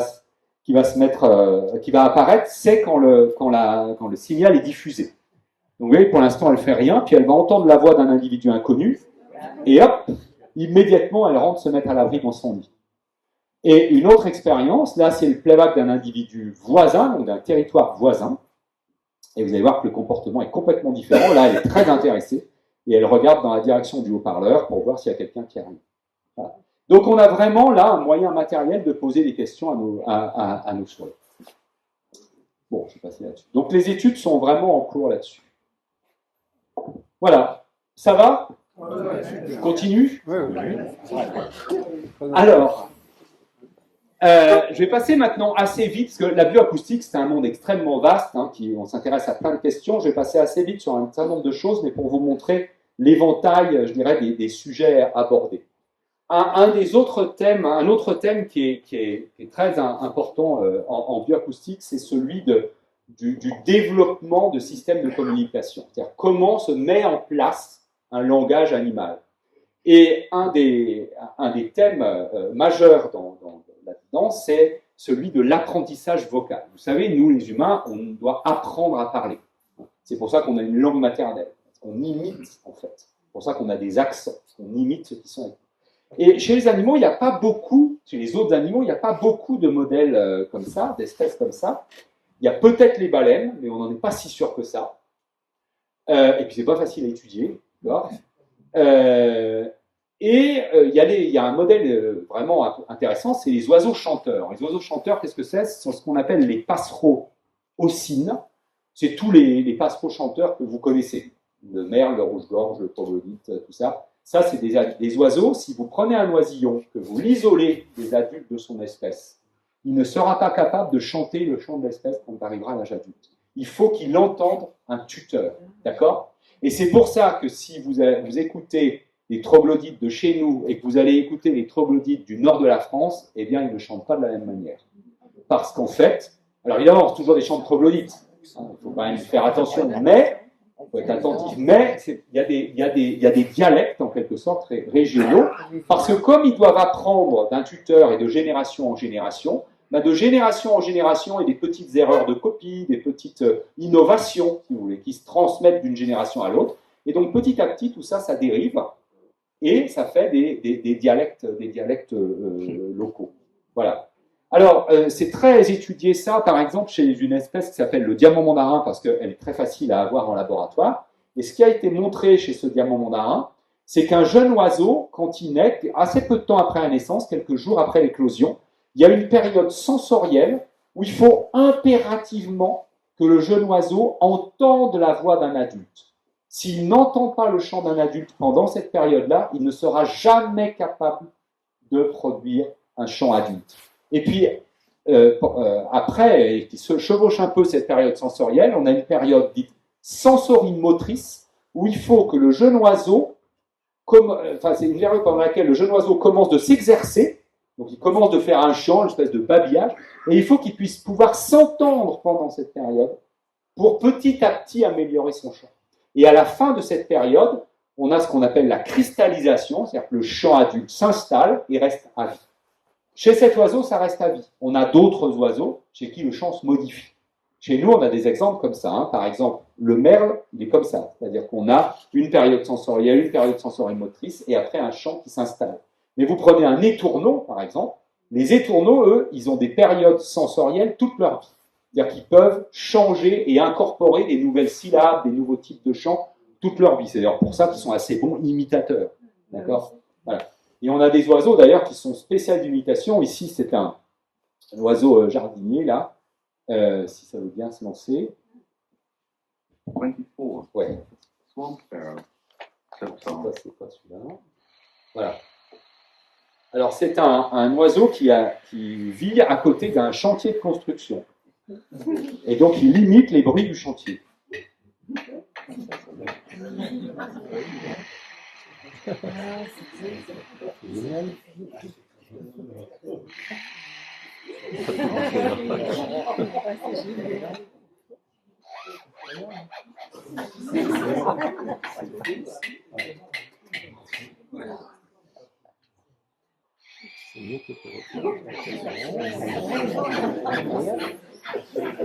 Voilà, alors on en a plein des enregistrements comme ça. On en a un où il imite le pleur d'un bébé.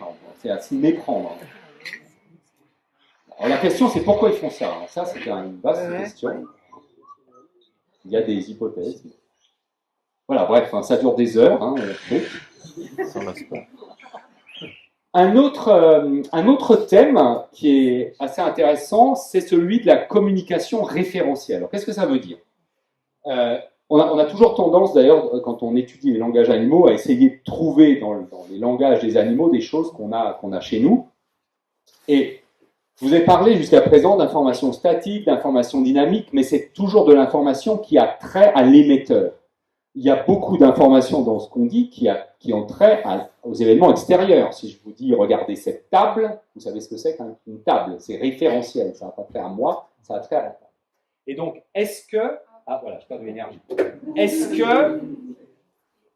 que dans les signaux animaux, on a de la communication référentielle? C'est-à-dire, est-ce que les animaux, on trouve des exemples d'animaux où les individus sont capables d'exprimer par leur vocalisation des choses qui ont trait à l'environnement? On a des exemples un peu particuliers chez les animaux. Vous connaissez la danse des abeilles? Donc, c'est pas il y a un petit peu de communication sonore dans la danse des abeilles, mais c'est surtout des mouvements qu'elles font sur les rayons, hein, vous savez. Et bien là, elles sont capables d'indiquer la position, la direction, la distance d'une source de nourriture. Ça, c'est typiquement de la communication référentielle. C'est-à-dire qu'on passe de l'information aux autres, une information qui a trait à l'environnement. Dans la communication acoustique, on a des exemples comme ça. Le premier exemple, probablement le plus connu, parce que c'est le premier, c'est ce petit singe qui est le singe. Merci beaucoup. C'est le singe vervet, c'est un singe qui vit en Afrique de l'Est en particulier et australe, en groupe.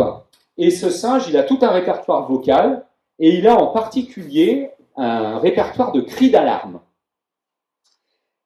Chaque cri d'alarme correspond à un prédateur particulier, spécifique. Donc, ils ont un cri d'alarme pour les prédateurs aériens. On a des aigles comme l'aigle martial, par exemple, qui vient choper les singes sur les arbres. Eh bien, il y a un cri d'alarme spécifique pour l'aigle. Il y a un cri d'alarme léopard, il y a un cri d'alarme serpent, etc.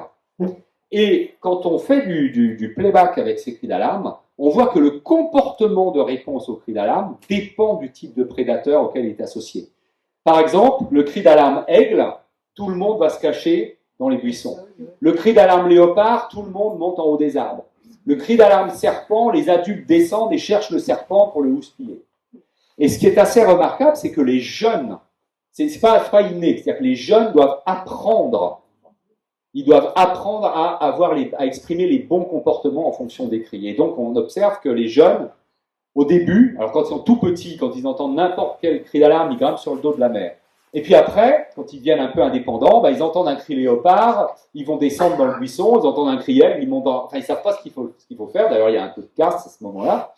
Et puis, assez vite, ils apprennent quel est le bon comportement à exprimer. Donc ça, c'est typiquement de la communication référentielle.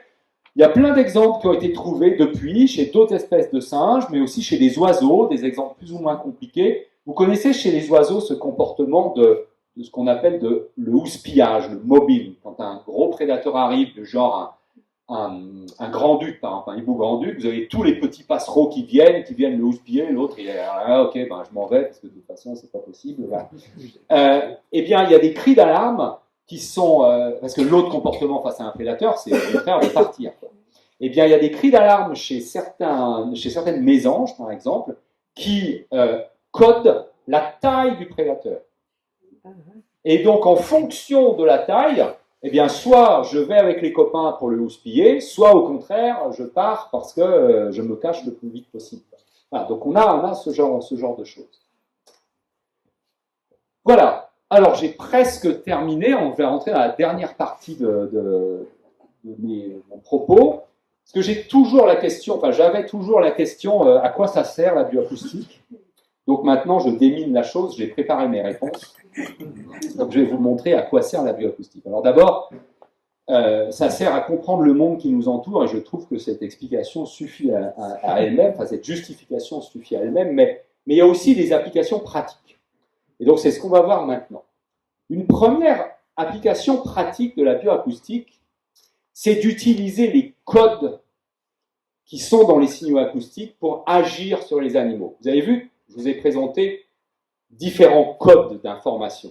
Eh bien, quand vous avez décodé comment une information est contenue dans un signal animal, vous êtes capable d'interagir avec l'animal. Il y a une espèce de forme de communication qui peut s'établir avec l'animal. Et ça peut avoir des applications pratiques extrêmement utile. Par exemple, quand vous prenez l'avion, sur les pistes d'aéroport, il y a des haut-parleurs qui sont placés. Et ces haut-parleurs, ils vont émettre des signaux qui ont été dérivés artificiellement, ils ont été dérivés de signaux de détresse d'oiseaux, parce que l'on sait comment la détresse est codée dans les signaux d'oiseaux. Et ces signaux font fuir les oiseaux avant que votre avion ne décolle. Et ça évite que les oiseaux soient aspirés dans les réacteurs. Et ça a été inventé dans les années, c'est assez vieux, hein, ça a été inventé dans les années 80, 90, par des chercheurs du CNRS d'ailleurs. Ça a été mis au point, et vraiment, les études qui ont permis de mettre au point ça a été des études où ils ont décodé comment la détresse est contenue dans les signaux acoustiques d'oiseaux. Et c'est en ayant une connaissance intime du code, qu'on a pu construire des signaux artificiels qui fonctionnent. Voilà. Donc ça, c'est utilisé dans ce cadre-là. Nous, on vient de terminer au laboratoire une thèse financée par la SNCF, où ils nous ont demandé d'inventer, enfin d'identifier ou de construire, parce que c'est vraiment un signal artificiel, de construire le signal qui fera fuir les chevreuils à l'avant des TER. Alors, on l'a dit, à l'avant des TGV, c'est pas la peine d'y penser. Hein. 300 km/h, on n'est pas à la vitesse du son, mais enfin pas si loin. Voilà, on leur a dit, il faut surveiller vos barrières, sinon ça ne sert à rien. Mais sur les TER, pourquoi pas là, il faut savoir que ça coûte extrêmement cher à la SNCF. Hein, chaque incident, c'est 30 000 € en moyenne, et il y a des centaines d'incidents par an. Ça a des tas d'impacts, donc bon. Ils ont absolument voulu qu'on teste l'effet des ultrasons sur les chevreuils. On leur a dit ça ne marchera pas, les chevreuils, on sait que ça n'entend pas dans l'ultrason, on a quand même fait les tests, ça n'a pas marché. Mais il y a d'autres choses qui marchent. Par exemple, ça, c'était une des expériences. Hein. Donc vous voyez, le signal est émis et immédiatement les animaux s'en vont. Et c'est juste avec l'acoustique.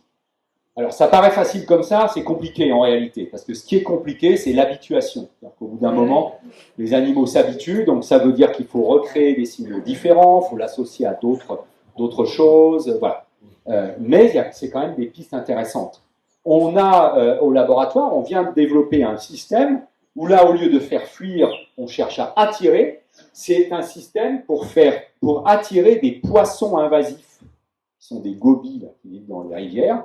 Et donc, on fait des pièges acoustiques. Donc, on a des nasses. Dedans, on a des haut-parleurs qui émettent des signaux d'attraction parce que c'est des signaux de parade nuptiale. Et là, on voit les gobies qui rentrent dans le piège. Et bien, voilà. Ça ne sauvera pas les rivières de France, mais ça a quand même de l'effet. Voilà, on peut utiliser ça. Moyennant tout de même les précautions que je vous ai racontées tout à l'heure sur la souris. Tout ne fonctionne pas. Par exemple, les effaroucheurs à ultrasons des rongeurs, ça ne marche pas. Voilà, une autre application pratique. Donc, je vous ai montré que dans les vocalisations des animaux, on avait des informations quant au niveau de stress, par exemple.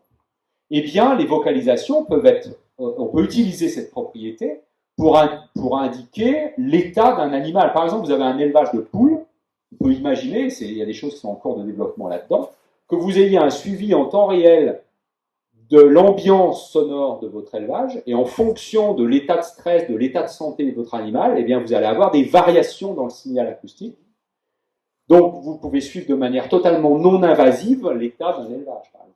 Voilà, ce genre de choses. Il y a aussi dans le domaine médical, donc la souris blanche, modèle très utilisé dans le domaine médical, les études sur les dégénérescences neurobiologiques, par exemple, sur Alzheimer. Vous voulez tester des médicaments. C'est ce qu'on fait, c'est ce qui se fait tous les jours. Eh bien, on peut imaginer d'utiliser les vocalisations des souris comme marqueurs de la dégénérescence cérébrale. Vous savez, vous avez des souris qui sont, on appelle ça des modèles AVC, par exemple. Typiquement, après l'effet d'un AVC, typiquement, ça a des effets sur la production vocale. Pourquoi ? C'est des effets au niveau du cerveau, etc. Eh bien, sur ces modèles souris AVC, on peut imaginer de suivre, c'est en cours de développement ça aussi, de suivre la récupération d'une souris grâce à tel ou tel médicament en suivant l'expression de ces vocalisations. Au lieu d'attendre à la fin de lui couper le cerveau, et puis voilà. Là, on peut vraiment suivre la dynamique des choses avec les vocalisations. Donc, il y a beaucoup comme ça de développement en cours qui utilisent les productions sonores animales pour des suivis d'état physiologique. Ça d'ailleurs, c'est un truc qu'on a fait, une petite étude qu'on avait faite, je ne vais pas rentrer non plus dans les détails, mais sur un modèle rat d'apnée du sommeil. Donc c'est un modèle où en fait on prend des rats et on les réveille régulièrement pour mimer les effets d'apnée du sommeil. Et on fait ça sur des mois. Hein, et la seule chose que faisait jusqu'à présent l'équipe de recherche avec qui on a collaboré, c'est qu'au bout de 3 mois, elle coupait la tête des rats, elle regardait ce qui se passait dans le cerveau. Nous, on leur a dit, si vous voulez, on peut suivre la dynamique de l'effet sur plusieurs mois en enregistrant les productions sonores de vos rats et de voir qu'effectivement, il y a des effets qui sont liés à ces ruptures de sommeil. Un autre domaine applicatif complètement différent, c'est l'impact des bruits anthropiques sur la faune. Les bruits anthropiques, ce sont tous les bruits qui sont produits par les activités humaines. C'est quelque chose, maintenant, c'est une pollution, hein, au même titre qu'une pollution chimique. Il y a très peu d'endroits du globe qui échappent maintenant aux pollutions sonores. Et là, par exemple, mais il y a énormément d'études en la matière, mais nous, au labo, on a des études à la fois sur Terre et sous l'eau. On a, par exemple, tout un programme de recherche sur l'effet des bruits de bateaux sur les récifs coralliens. Donc, on travaille avec un laboratoire de l'école pratique des hautes études qui est à Moorea, en Polynésie, où il y a pire comme endroit pour travailler.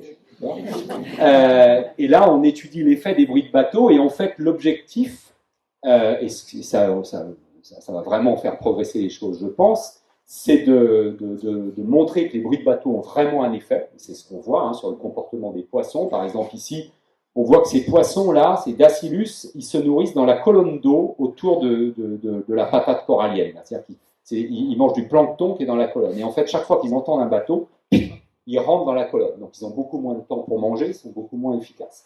Et ce qu'on vient de montrer récemment, bon, c'est assez logique, mais ça a été démontré, c'est que si vous faites passer du bruit de bateau électrique, ben, vous n'avez pas cet effet sur les poissons. Et cette étude-là, plus plein d'autres études qui sont poussées par Bora Bora, là, qui est une île qui est sous une pression touristique énorme, fait que d'ici quelques années, sur le lagon de Bora Bora, on n'aura probablement plus que des bateaux électriques. Et ça sera d'ailleurs beaucoup plus agréable pour tous les touristes, hein, parce que vous n'aurez plus les bruits de bateaux à moteur qui passeront sur l'île. Voilà. Un autre aspect applicatif, c'est suivre les... Vous savez, souvent on veut suivre une espèce animale pour évaluer le nombre d'animaux, suivre les populations, etc. Et souvent on fait ça par comptage, on va sur le terrain, on compte les animaux par différentes méthodes. La méthode acoustique, si vous avez l'animal qui s'y prête, peut être extrêmement utile. On a fait ça avec l'Office français de la biodiversité, là, notre collègue Frédéric Seb. On a actuellement, avec l'OFB, on a une centaine d'enregistreurs sur l'arc alpin et l'arc pyrénéen pour suivre les populations de cette perdrix des neiges, là, qui fait ce son. C'est le lagopède alpin. Vous avez entendu parler de ça. C'est un oiseau qui vit à 2000 mètres, au-dessus de 2000 mètres d'altitude, qui est, bon, évidemment en danger avec les changements globaux actuels. Hein. Et on le suit. Et comment c'était suivi avant, cet oiseau? C'est suivi par des gens qui montent une fois ou 2 fois par an. Donc, ils montent la veille dans la montagne, ils dorment là-haut. Le matin, avant le lever du soleil, donc à 3-4 heures du matin, on se poste dans la nuit, et là, l'oiseau chante avant qu'il fasse jour. D'accord? Et on compte. Vous en entendez un là, tac, hop, il y a un agopède. 1 minute après, vous en entendez un autre là, hop, là, un agopède. Ça se trouve, c'est le même hein, qui a volé. Vous l'avez compté 2 fois. D'accord? Donc, il y a énormément d'erreurs de comptage, plus quand vous faites monter une équipe de 12 gars dans la montagne, vous n'allez pas le faire 30 fois dans le printemps. Si vous montez, que le matin il ne fait pas beau, vous perdez la journée. Enfin voilà, c'est compliqué. Je ne dis pas qu'il ne faut pas le faire, mais c'est une méthode qui ne se suffit pas à elle-même.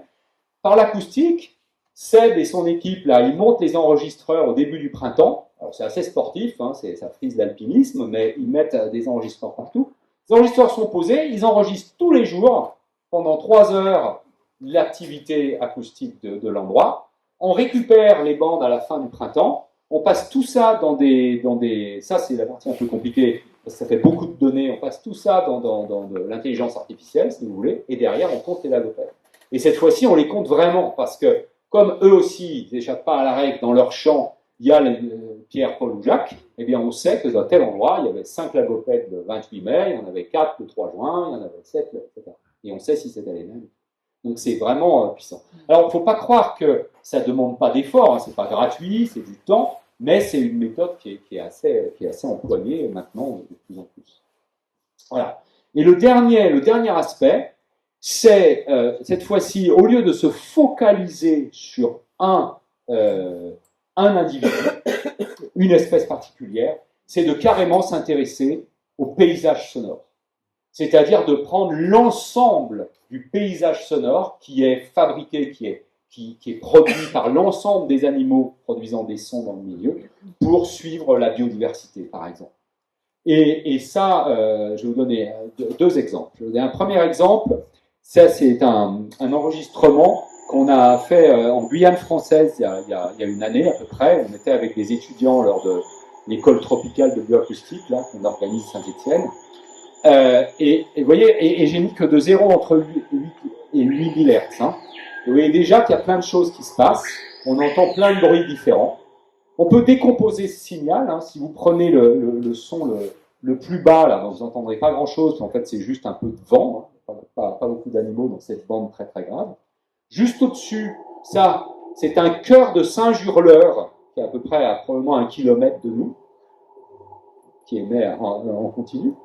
Ensuite, dans la bande un peu plus aiguë, vous avez une grenouille qui est en train de répéter en permanence son cri. Puis au bout d'un moment, on va entendre un oiseau qui est un oiseau assez répandu en forêt amazonienne, qui s'appelle le pio hurleur. Voilà, vous comprenez pourquoi. Et puis, encore plus aigu, cette fois-ci, on a un insecte. Donc, on peut décomposer comme ça les paysages sonores.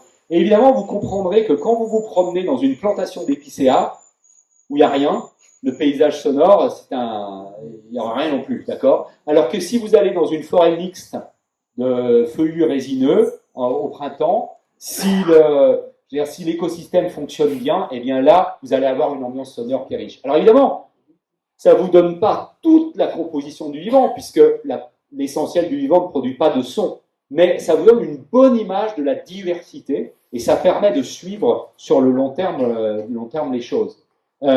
Regardez ici, c'est le même enregistrement, enfin un autre moment, mais au même endroit, entre 0 et 50 000 Hz. Et vous voyez qu'il y a encore plein d'autres choses. Il y a des insectes, des chauves-souris, etc. qui se passent. Et ça, nous, on fait ces suivis à Maputo, là où on fait des études avec les hippopotames. On a aussi un suivi de la réserve parce que c'est une réserve où il y a une explosion des populations animales. On a des enregistreurs un peu de partout dans les différents milieux. C'est ce qu'on appelle un écosystème en mosaïque. Donc, il y a des tas de biotopes différents. On a des enregistreurs dans tous ces milieux-là. Et en fait, ici, c'est un exemple juste pour la démonstration. Chaque point, c'est 1 minute d'enregistrement. Chaque couleur, c'est un type d'environnement. En vert, les forêts, en bleu, les lacs, en orange, les savanes, etc. Et on comprend bien qu'on peut suivre comme ça, eh bien, les différents paysages sonores et leur dynamique, et nous on le fait au cours des mois et au cours des années pour voir l'évolution de la réserve. Un autre exemple, ça c'est une étude qui a été menée en partenariat avec le Muséum d'histoire naturelle et nous, et là c'est dans une forêt du Jura qui est suivie par des suivis écoacoustiques depuis déjà pas mal d'années. Et là c'est l'activité, alors on va focaliser sur celle-ci, ça c'est l'activité des insectes. Alors, qu'est-ce que ça veut dire, activité des insectes? On enregistre seulement. Sauf que les insectes, ça bourdonne. Donc, en fait, on a le bourdonnement des insectes. Et on voit ici les modifications du bourdonnement des insectes au cours de l'année. Donc, depuis août jusqu'à août de l'année d'après. Donc, évidemment, l'hiver, il n'y a rien. D'accord? Et ça, c'est le nombre de détections. Et donc, on voit qu'effectivement, à partir de juin, ici, il se passe beaucoup de choses. D'accord? Et ça, c'est l'heure de... Oui. Et pendant l'été aussi. Donc, en fait, là, vous avez une autre augmentation, je trouve, qui est très parlante. Le nombre de détections, c'est la couleur. Et ici, c'est l'irradiation solaire, donc s'il y a du soleil ou pas. Et là, c'est la température. Et on a vraiment la zone d'expression, si vous voulez, du bourdonnement d'insectes en fonction de la température et de l'insolation. Or, qu'est-ce que c'est que le bourdonnement d'insectes? C'est l'activité des insectes, donc c'est directement lié à la pollinisation. Donc, vous avez, par l'acoustique, un marqueur de la pollinisation des milieux. Vous pouvez vraiment, l'acoustique vous permet comme ça, alors je ne dis pas que c'est la solution à tout, hein, mais ça vous permet d'avoir ce qu'on appelle des proxys, c'est-à-dire des indices, des activités des animaux et qui peuvent être indirectement liés à des choses qui sont fondamentales pour un écosystème. Parce que c'est sûr que entendre une abeille qui vole, c'est pas fondamental. Par contre, si on le relie à une activité de pollinisation dans un contexte de changement global, de suivi de réserve, etc., ça c'est important. Et le suivi sur la réserve du Jura, maintenant, je crois que ça fait 7 ans qu'il est suivi, c'est-à-dire qu'on a 7 ans de données sur quand est-ce que se passe la pollinisation dans cette forêt, dans quelles circonstances, etc. Tout ça avec un minimum de moyens, puisque ça veut dire que vous allez 2 fois dans la forêt. Une fois pour placer vos enregistreurs et mettre vos piles, et une autre fois pour aller rechercher. Parce que maintenant, on a des enregistreurs qui enregistrent pendant des mois et des mois en totale autonomie. Ça permet aussi de déceler des choses amusantes. Par exemple, là, on est dans une réserve intégrale, et chaque année, on enregistre des coups de fusil. Voilà, donc conclusion. Donc les vocalisations animales sont des signaux qui sont porteurs d'informations, hein, donc je ne vais pas revenir là-dessus, informations statiques ou dynamiques. Le playback, vous avez vu que c'était assez utile, hein, pour poser des questions aux animaux, et que les paysages sonores sont des témoins de la biodiversité, et j'espère vous avoir convaincu que la bioacoustique est passionnante.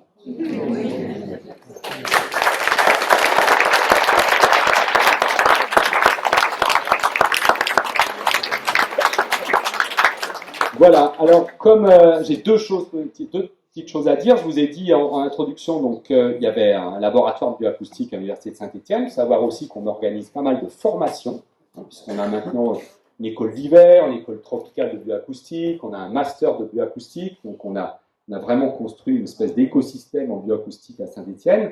Voilà, c'est la première chose. Deuxième chose, sur les bouquins, il y a déjà eu beaucoup de choses de dire, mais je vais apporter 2-3 précisions.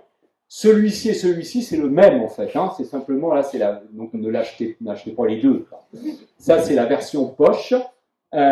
Et donc, c'est quand même, c'est facile à lire, mais il faut quand même être motivé. C'est un vrai livre qui fait 300 pages.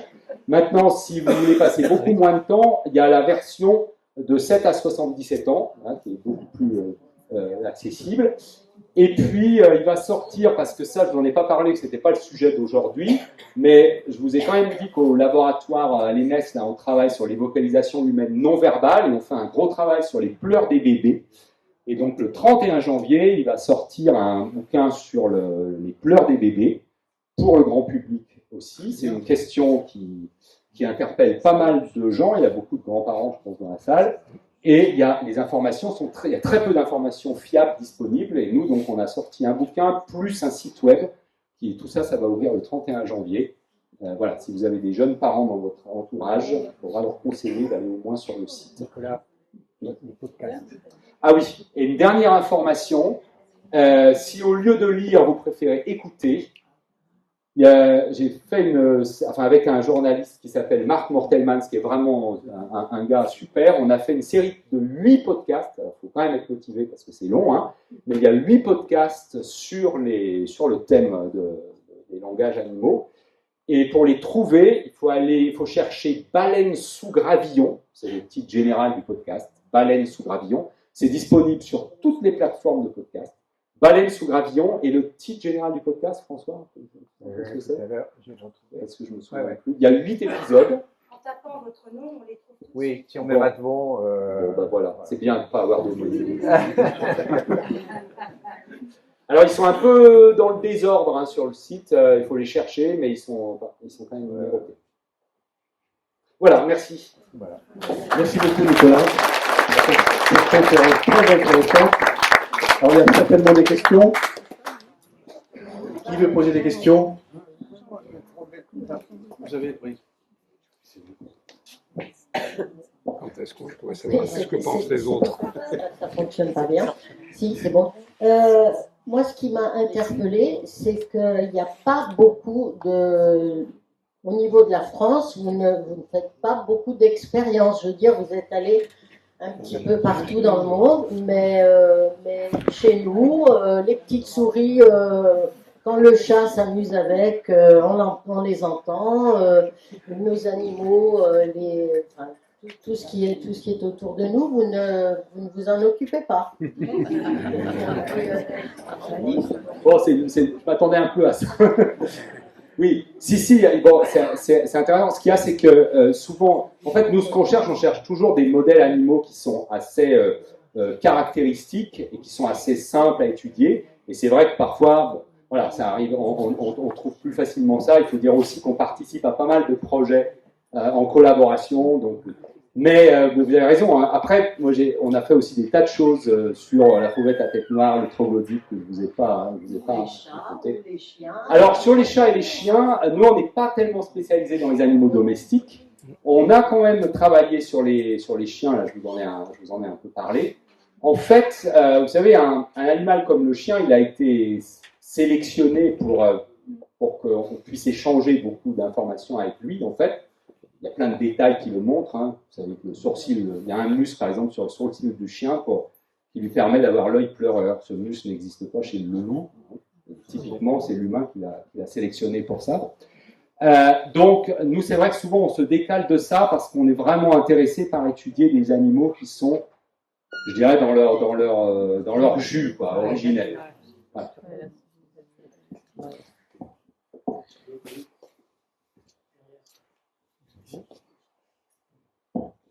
Moi, je voudrais vous poser une question toute simple, c'est que actuellement il y a un dialogue qui passe très mal entre ceux qui défendent le loup et puis ceux qui défendent les moutons. Est-ce que vous avez essayé de comprendre un petit peu, avoir un langage bioacoustique, aussi bien pour protéger les loups que pour protéger les moutons?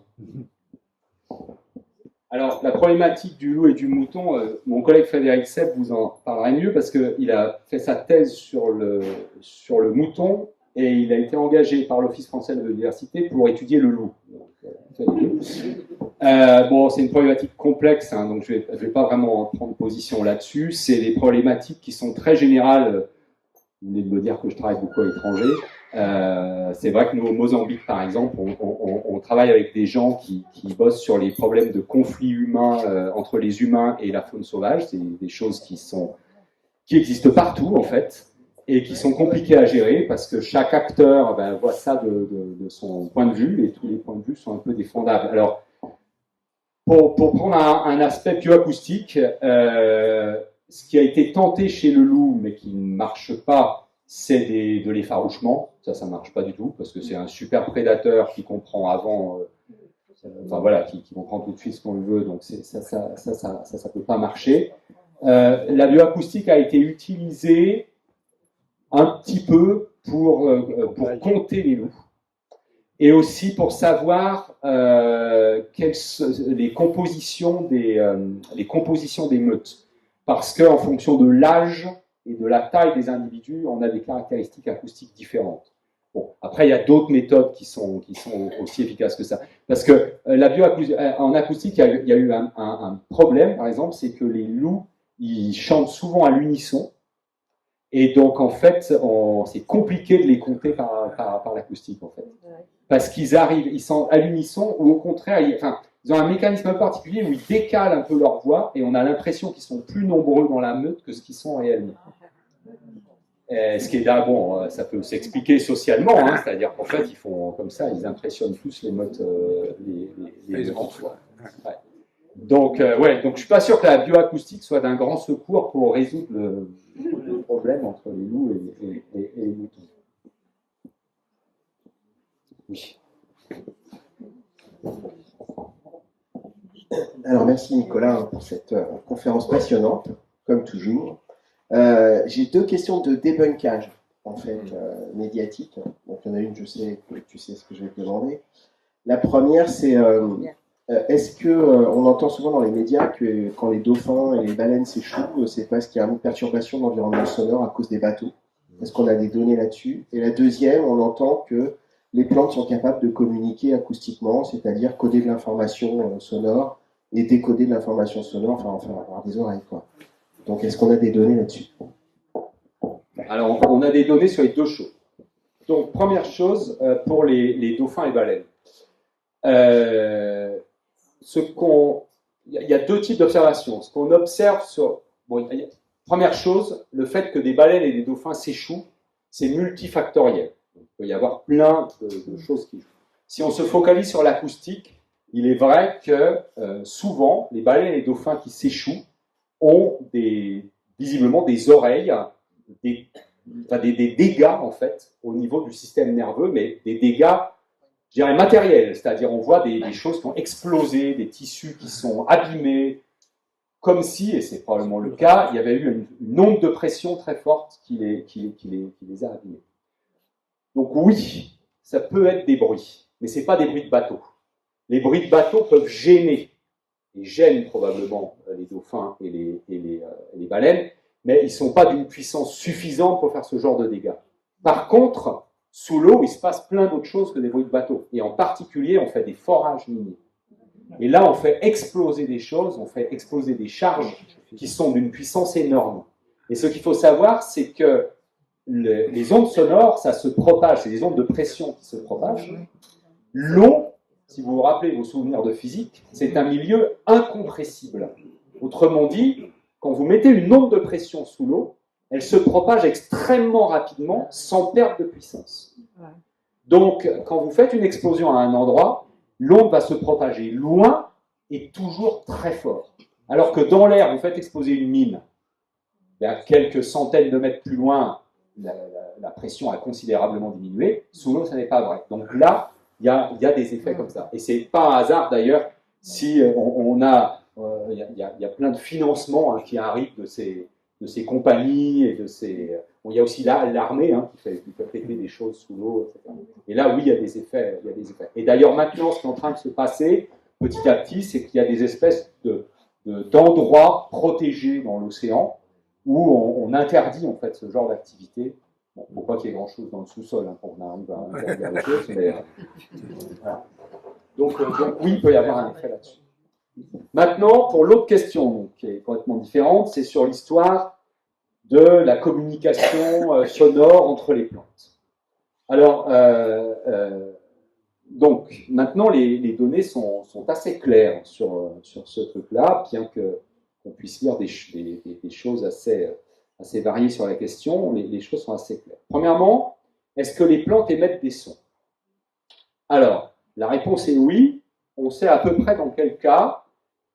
Ce qui a été identifié, c'est quand une plante se dessèche, vous savez, il y a des ruptures de colonnes d'eau dans les tissus, et là, on a des phénomènes qu'on appelle des phénomènes de cavitation. Donc, il y a des petites bulles d'air qui apparaissent, clac, clac, clac, clac, clac, clac, et ça produit un son. Ça produit un son, c'est un effet, je dirais, dérivé.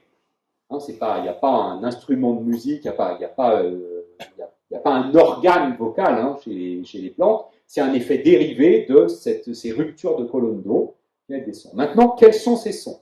Est-ce qu'on peut les enregistrer? Réponse, oui, on peut les enregistrer. Comment? Avec un micro placé un maximum à 2-3 cm de la plante, et ce sont des productions qui sont de quelques dizaines de milliers de hertz, c'est-à-dire qu'on est dans l'ultrason. D'accord? Dans l'ultrason, parfois un tout petit peu dans l'audible, mais surtout dans l'ultrason. Donc, ce sont des vocalisations, donc ce sont des productions sonores existent chez les plantes, elles sont liées à la dessiccation des plantes, elles se propagent très mal, très peu, et elles sont de très faible intensité. Ça, c'est une première chose qu'il faut avoir en tête. Deuxième chose, est-ce que les plantes perçoivent les sons? C'est une autre question. Alors, il y a très très peu d'expériences bien faites en la matière. Mais les choses que l'on sait, c'est que les expériences qui ont été faites, en principe, c'est l'expérience suivante. Si vous avez une plante qui est posée dans un pot sur une étagère, c'est vrai, j'ai fait toute la biblio sur la question, je vais vous en parler. À moins d'1 mètre, on met une baffe qui est de la taille de celle-là, et les gens émettent des sons qui sont autour de 1000 Hz, donc très bas en fréquence, 1000 Hz, à peu près 100 décibels. Donc c'est un truc difficilement supportable pour l'oreille humaine. Quand vous faites ça, et que vous mesurez des tas de choses chez vos plantes, donc par exemple des cascades biochimiques, vous avez des tas d'effets. D'accord? Vous avez des tas d'effets. Et donc, le petit problème, c'est que les gens ont fait le raccourci entre les plantes émettent des sons et les plantes, les sons sont suivis d'effets sur eux. Sauf qu'on ne parle pas du tout de la même chose. Dans un cas, on parle de sons qui sont dans l'ultrason, qui sont d'intensité extrêmement faible, qui se propagent très mal, et donc qui sont perçus qu'à très, très courte distance et qui demandent, pour être perçus, un outillage perception ultrasonore. Et de l'autre côté, on parle de sons qui sont très graves et qui sont extrêmement forts. 100 décibels, c'est extrêmement fort. Hein. C'est un marteau-piqueur, quasiment. D'accord. En plus, quand vous faites écouter à une plante, si j'ose dire, hein, si vous faites écouter à une plante des sons de 100 dB et que votre plante elle est dans un pot sur une étagère, le premier effet que vous faites, c'est que vous faites vibrer l'étagère. Et ça, par contre, les plantes sont sensibles aux vibrations du substrat. Ça, c'est sûr. Ça, c'est démontré. Et c'est d'ailleurs pas très étonnant. Hein. Vous avez des mécanorécepteurs comme sur toutes les cellules. Voilà. Donc, effectivement, quand vous faites vibrer une plante, ça a de l'effet. Mais c'est pas, vous la faites vibrer via l'étagère qui vibre parce que vous avez émis un son très fort et très grave déjà eu l'étagère. Pas parce que la plante reçoit le son. Est-ce qu'il peut y avoir des effets directs du son sur les plantes? Des sons très forts et graves, ça n'est pas impossible. C'est pas rigoureusement démontré encore. Ça n'est pas impossible. Les Chinois font des expériences en chant où ils mettent des haut-parleurs qui sont plus gros que ça dans des rizières pour voir quel effet ça a. Il semblerait que ça a un effet positif sur la croissance du riz. Je demande un peu à voir, parce que quand vous mettez un haut-parleur comme ça tous les 15 mètres et que vous envoyez des sons à 100 décibels, je pense que vous éliminez beaucoup de choses aussi. Hein. Voilà. Donc, voilà. Après, c'est pas impossible, parce que des sons de cette puissance et de cette fréquence, probablement que ça fait vibrer hein, les tiges. Donc, ça peut avoir des effets. Mais vous voyez bien qu'on a une déconnexion totale entre les signaux, enfin les sons qui peuvent être produits dans certaines circonstances par les plantes et les sons qui sont potentiellement capables de mettre en vibration et d'être perçus par les plantes. On a une déconnexion totale. Donc, à l'heure actuelle, l'hypothèse d'une communication acoustique entre des plantes ne présente aucune évidence. Et au contraire, je dirais, la physique nous dirait plutôt que non. Alors, vous savez, les scientifiques, on est d'un naturel très prudent, voilà, mais il y a quand même des problèmes, voilà, c'est pas la même chose. Et donc, je suis désolé de vous le dire, mais a priori, les plantes sont moins douées que les oiseaux pour communiquer par les sons. Est-ce que ça répond à ta question? Parfait.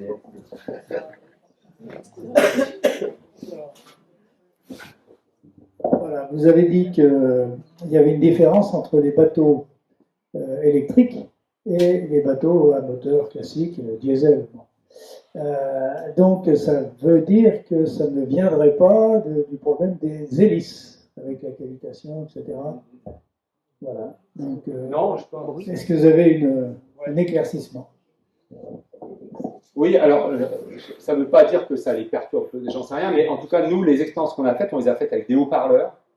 Donc, c'est-à-dire que c'est pas seulement le bateau qui passe, c'est vraiment un haut-parleur. Donc, on isole le paramètre son. Donc, on sait que c'est le son en direct. Oui, j'ajoute un petit truc sur les perceptions des sons chez les végétaux quand même, parce qu'il y a une chose qui a été démontrée, mais qui n'a rien à voir avec la perception d'un son, et surtout d'un son qui sera émis par les plantes, c'est le fait que quand un pollinisateur, vous savez, une abeille ou un gros bourdon arrive sur une fleur, elle peut, par les vibrations, des vibrations à l'air, elle peut faire vibrer des parties de la fleur, en particulier les étamines, et récupérer plus de pollen, voire, ça c'est pas rigoureusement démontré, mais ça ne m'étonnerait pas que ça puisse exister. Enfin, disons que je vois pas, il n'y a pas de barrière à ce que ça n'existe, de barrière théorique à ce que ça n'existe pas, voire éventuellement déclencher des réactions de réponse en termes de production de nectar, par exemple.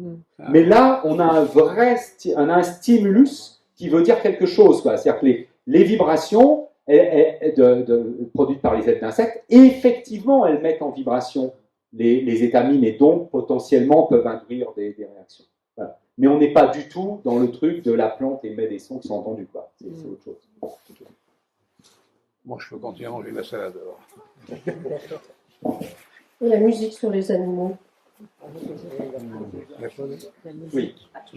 Alors tiens, avant de parler de la musique sur les animaux, parlons de la musique sur les plantes. J'ai visité il n'y a pas longtemps un vignoble bordelais où ils font écouter du Mozart à leur vigne.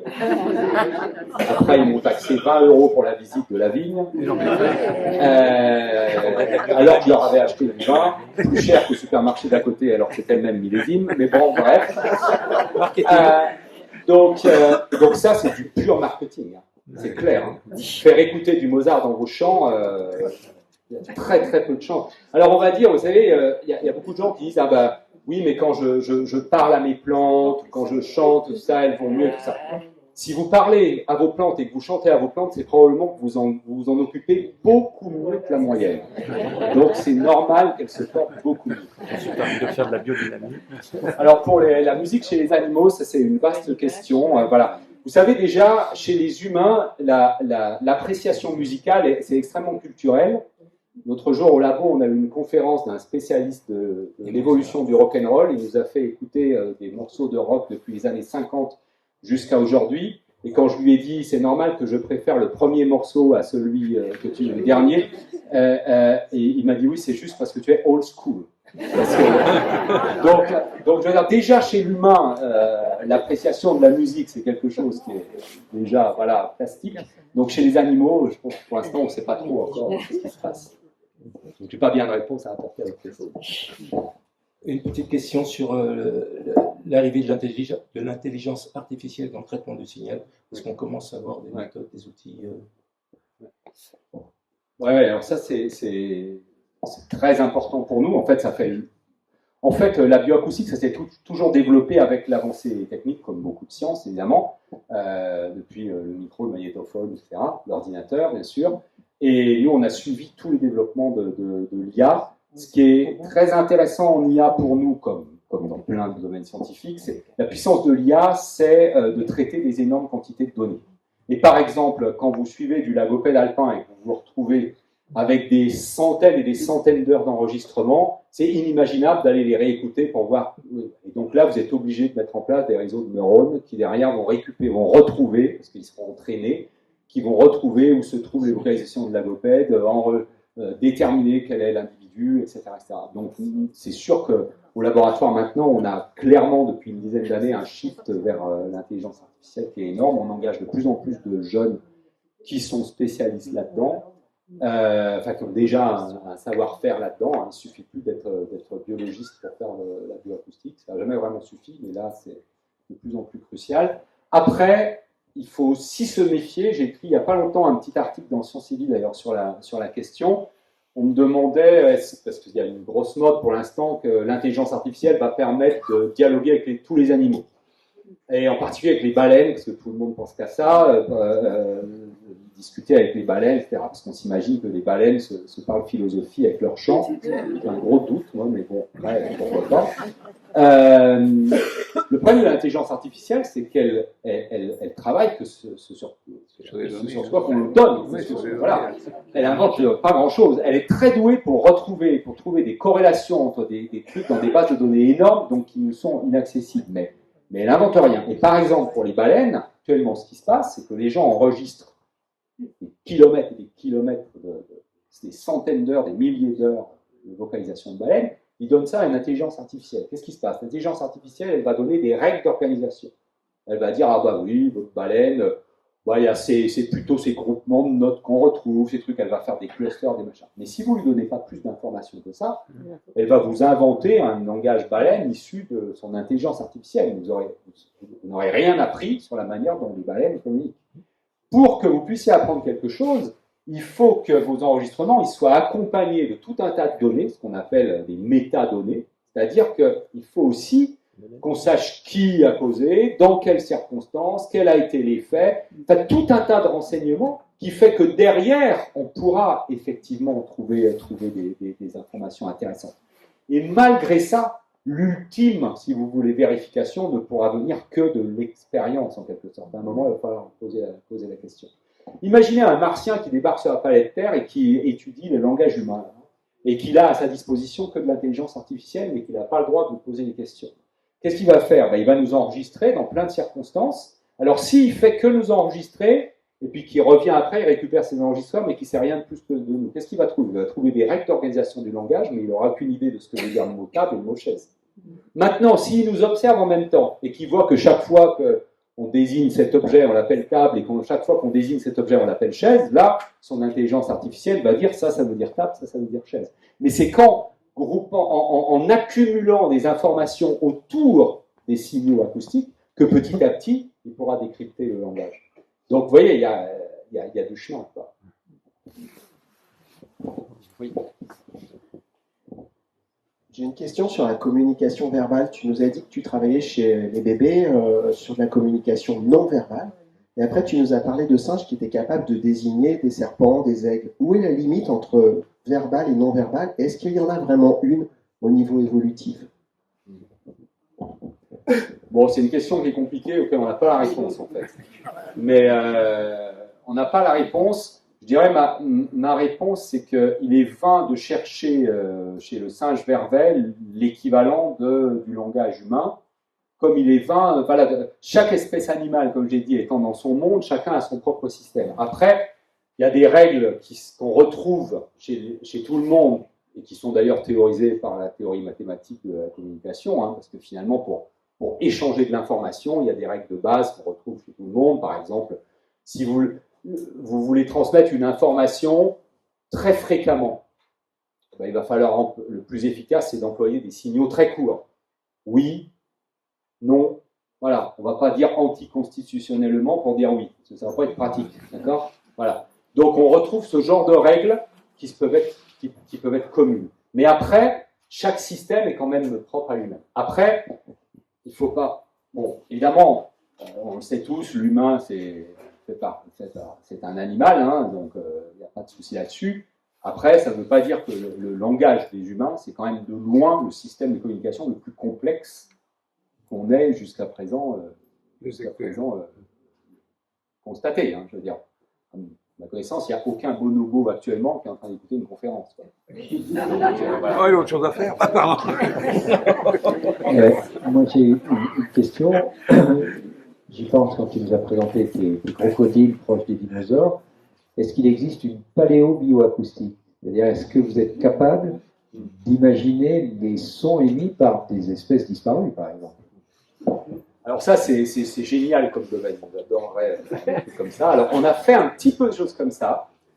Parce qu'en fait, si on arrive à avoir une connaissance de l'appareil vocal de l'animal préhistorique, et que cet animal n'est pas trop loin de choses qu'on connaît, on peut raisonnablement imaginer des signaux. Je prends un exemple, il y a une expo, je crois que c'est au musée de Bourgogne, ou je ne sais plus où, sur la préhistoire avec des animaux, genre des l'ours des cavernes, des choses comme ça. Et donc un de nos collègues, là, David Roby, il a construit des signaux acoustiques qui sont plausiblement, il a reconstitué la voix de l'ours des cavernes.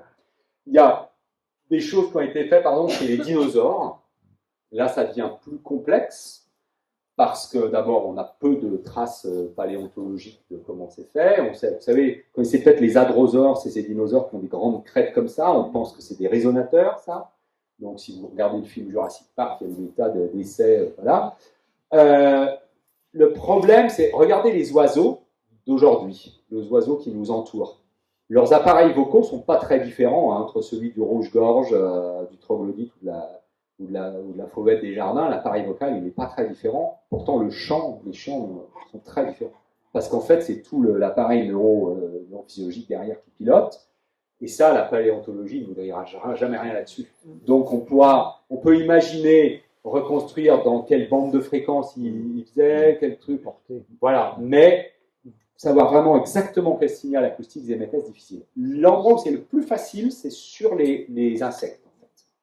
Parce que là, et ça a été fait, il y a eu des reconstitutions, enfin c'est fait, il y a des reconstitutions de paléopaysages où on connaît, tu sais, avec des fossiles, on connaît la population d'insectes, hein, on sait qu'il y avait telle sauterelle, tel machin, tout ça. Et là, comme on a accès, parce que la cuticule se fossilise pas trop mal, on a accès vraiment aux organes de production de son. Et ces organes de production du son, on a des règles.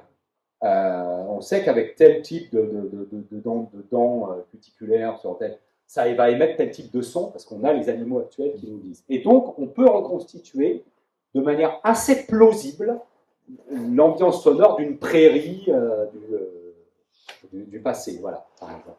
Mais ça aura forcément ses limites. Enfin, forcément, à moins qu'un jour on découvre que les sons se fossilisent.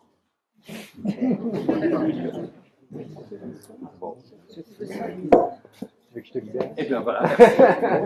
Bon, on va peut-être libérer Nicolas, le remercier. Il va être à votre